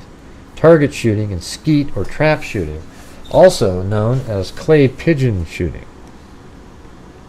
Not for killing a man. The pellets hit him in the scalp, forehead, and temple. One lodged in his right jaw. At 2:30 a.m., his body falls to the pavement. The branches from his hands collapse into a cluster, landing on top of his legs. His hands fall to his sides, never having unlatched his gun holster. He is alone. His eyes close, his pulse slowly fades. The thick blood from his wounds trickles down his left forearm, down his fingers, encasing his gold wedding band. A heavier stream yields from his right arm, trailing the creases in his hand, flowing down the diagonal, uneven roadway, leaving a 4-foot wide stain of red. At 2:36, it's a beautiful, clear night as Chad Monroe quickly approaches exit 34, just behind a 4-door colored Toyota Corolla. The brake lights in front of him cause him to brake in bewilderment. He sees blue lights dancing along the treetops. Then he sees the parked cruiser. The tired distillery worker slowly opens his truck door and hops down from his cab. He approaches the Corolla and taps on the window inside. He talks with an intoxicated, barefooted woman in the passenger seat. Driving is her 19-year-old son. There is a man and a child in the back seat. "Have you all seen anybody?" he inquires. "No. We don't want to get out because my mother and her boyfriend have been drinking, says the nervous teen sitting in the driver's seat. His mother, sitting in the front seat, seat next to him. Let's see, it says, his mother, sitting in the front seat next to him, is uncontrollably and hysterically wailing. That's fine, y'all just sit in the car and I'll go up and help him get this out, and we'll be on our way home. See, walks up the slight incline on the exit ramp, and with his balled up fist he knocks on the back of the police cruiser. Is anybody out there? Is anybody out there? Silence. He warily makes his way around to the front of the parked but still running cruiser. He can see the side of the cruiser's door sketched in gray, outlined in blue, police, and just underneath it, bold blue Bardstown. Peering around the front of the cruiser, he sees the limbs blocking the roadway. Gingerly he steps closer, and then he sees the man in uniform, a cop, in blood. Chad races back to the car and frantically tells the drunk women that they need help. You need to try and radio somebody, and I'll see if I can find any vitals or anything. Then he turns back to the downed officer. He removed the rubbish and straddles the body, desperately searching for pulse, for any indication of life. At 2:40 a.m., in the meantime, the drunk woman climbs into Jason's cruiser, grabs the radio, and calls for help. Hello, hello, officer down, Bloomfield Road. She calls out in a thick southern drawl. Dispatch clicks over. Location, officer down. You need to give us a location. Old Bloomfield Road by the Y, she stutters. And I guess that individual that has been arrested, he lived on Old Bloomfield Road at some point, but to me it's irrelevant. The dispatcher clarifies. It's going to be Highway 55 at 34 marker, exit 34 mile marker, exit to 55 to Bloomfield Road there. The confusion continues as the dispatcher works to clarify the situation. Ma'am, can you advise the status of the officer? I believe he's dead. Do you know what department this officer is with? A long silent pause ensues. Ma'am, that's the department name on the side of the police car. There are sirens in the near distance. Oh my God, are they coming? Are they coming? Yes, ma'am. We do have officers en route. Can you tell us what the name of the side of the car is? What department he is with? Ma'am, can you advise if this is going to be a car accident or if this is just a vehicle versus tree? Monroe glances over the cruiser where the woman is still on the two-way radio. He reaches down, picking up the officer uniform radio. Yes, sir. Hey, this is Chad Monroe. We're on the BG Parkway. With a shaky voice, he continues with a slight stutter. There was the police car sitting in the middle of the road with the lights on, and we didn't know what it was. It's a tree across the road, and I didn't know what it was. I believe someone hit him. Okay, can you tell us if he's breathing? No, sir. He is not breathing. Body temperature is cold, Chad says, still standing, straddling Officer Ellis as his thumb slips off the radio. Anyways, that's just kind of how it went that night, you know. And if you want to read the rest of that, you can read it. But yeah, it gives you a good picture of who he is, who his wife was, and even in the interrogation, he brings up how he worked with Jason Ellis. But of course, he might have mentioned his name because Ellis had died already at that point. But you never know if there's something bigger going on here. Did Crystal Rogers stumble upon information about the business dealings of maybe Nick and Brooks behind the scenes? Who knows? And they took him out because he was a drug officer with the dog, Anyways, thank you guys. Hope you guys found that mildly interesting. I noticed that hardly anybody was commenting.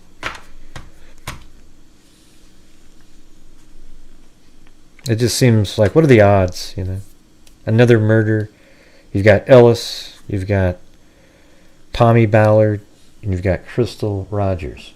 Tommy Ballard is Crystal's father, who was investigating his own daughter's death, had a whole box full of information, and then he got shot like sniper style from the edge of a wood line on a highway.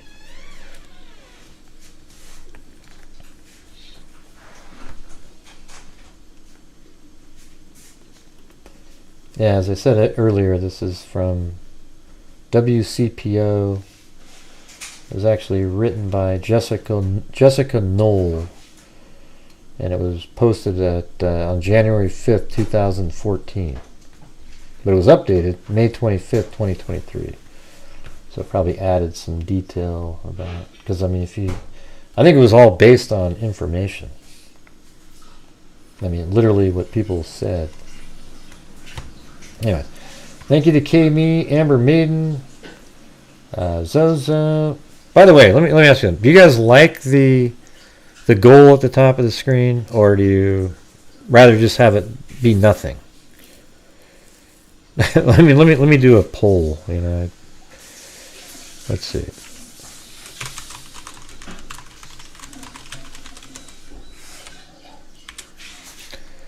There you go. I mean, it seems to work, but, you know, some people might not like it.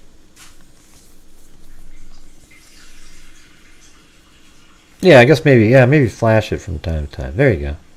That's not a bad idea. Yeah, I could do something like that.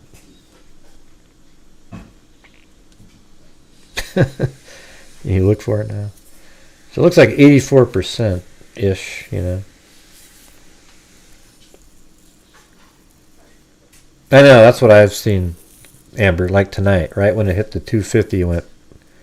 Yeah, but some nights it doesn't do that. I don't know. 85 is pretty good, you know. Nothing? What does that mean? Let's see. I do, but worry that people stop. The goal reached. Yeah, I mean, that could have been a night that you could have made up for another night when it hits the number and then it just stops, right? I know what you're saying. I'm indifferent either way. It doesn't make a difference to me. Anyway. Alright, so yeah, Amber Maiden with the cat eye, then Zozo in there. All the way down under. Tina Susser. Circa Zen. Daphne. Flounder 23. Callie Sandy RN. Oh yeah, I remember that. Somebody did that.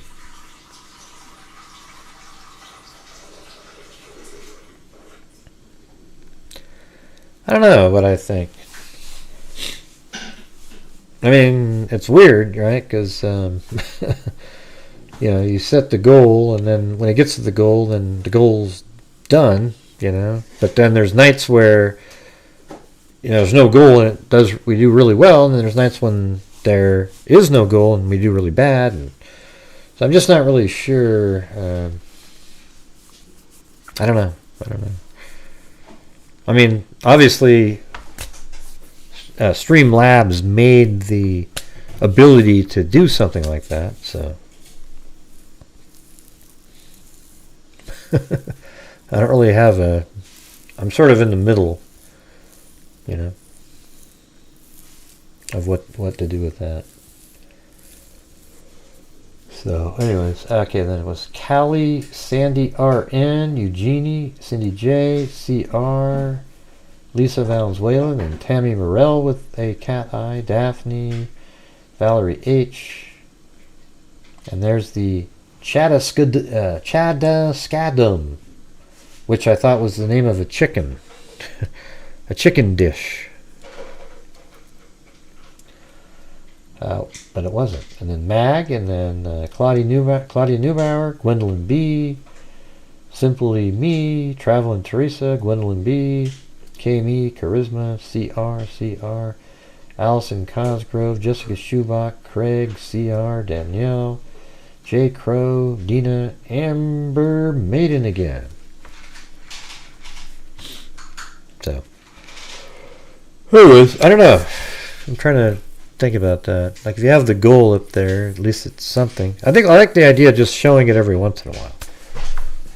You know, like, pop it on and off. Like, hey guys, look, here's where we're at for tonight. And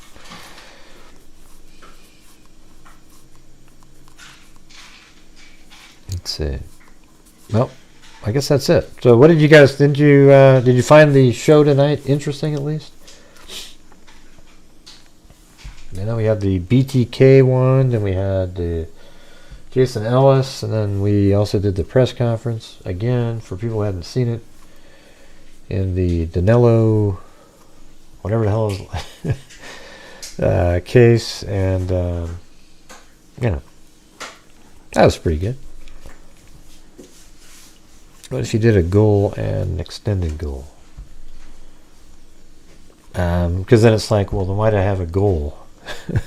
Here's the goal. Yeah, I mean, the thing is, I think I've tried to do, because like tonight I'm not going to be able to give out 5 memberships, but like those nights when you're like at 275 and you might be able to say, hey, you know, I'll give out 5 if we get to 350 or something. Yeah, well, tonight wasn't one of those, but I didn't try it either. But you know, giving away 5 memberships is pretty cool. Unfortunately, I guess you can't actually give out prizes to people, like the people who send in super chats. It has to be equal for everybody, which seems kind of odd, you know, like a weird thing. But hey, no problem. Circa then. It wasn't too bad. I thought it was pretty interesting. I mean, I think, don't you feel like you know these people a lot better now? You know, I could tell you that, you know, he played minor league baseball. He is a really good player.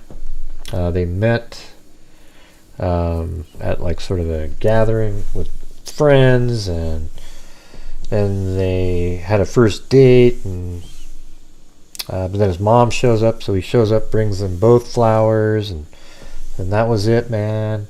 Then he proposed to her in a barn. She thought she was going to get a puppy, but he bent down, and then they got married, and then he played minor league baseball for a while. Then they had children, one of them with Down syndrome. The other one was a spitting image of him. Played baseball. He coached that team.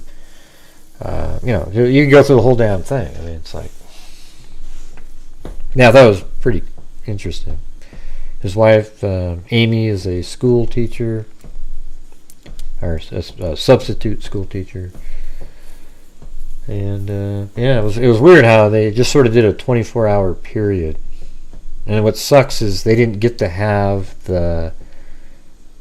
they saw each other, but they didn't get to have any meaningful sort of emotional, you know. They told each other they loved each other once, but they could have kissed, or, you know, a couple different times there, at least at the baseball game and so forth. But that didn't happen. That would suck. Yeah, there's stuff at the bottom, a prologue. You can go read it if you want, Nikki. You could see it at the bottom. I didn't read it.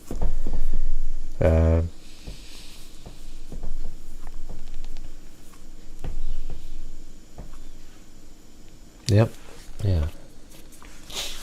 So, anyways, thank you guys very much for being here tonight, helping support the channel. Pretty crazy day all around, and that's it. So, thank you, and yeah, not sure what's next. I know Koberger was arguing in court about the cameras again. I'm not really sure how that makes any sense, but you know. All right.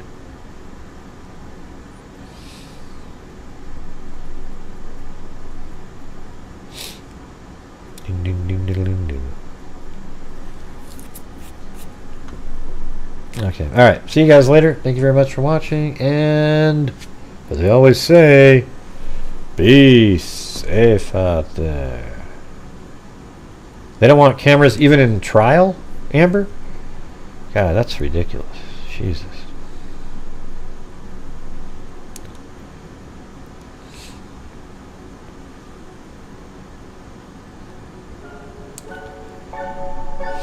Yeah, I've been doing this true crime thing for quite a while now.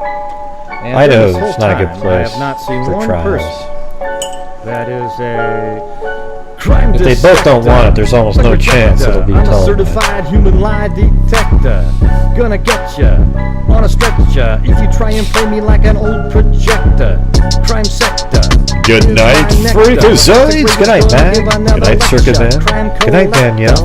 Good night, Cindy J. Good night, Nikki Zooms. Good night, Tactical Dragonfly. Good night, Jessica Schubaugh. Good night, Amber Maiden. Good night, Dina. Good night, Zozo. Good night, Jessica Schubaugh. Good night, Lisa Valenzuela.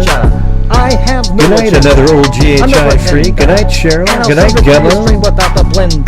And in the end, I'm gonna send ya on a mission to Gray, reveal the you true missed offender. me. I don't know, man. I just zipped around. And, Yeah, so I'll just get right back to work. All right, everybody. Talk to you. All right, everybody. See you guys later. And be safe out there. Good night, everybody. Gee, I didn't get to say much tonight, Gray. Gee. Well, too bad, Mary Lou. Too bad. What are you trying to say, Gray? Just saying. Too bad. Well, that's not very nice. Well, that's what they say. Gray, you're so mean. Well, that's right. That's right. Okay, all right. See you guys later.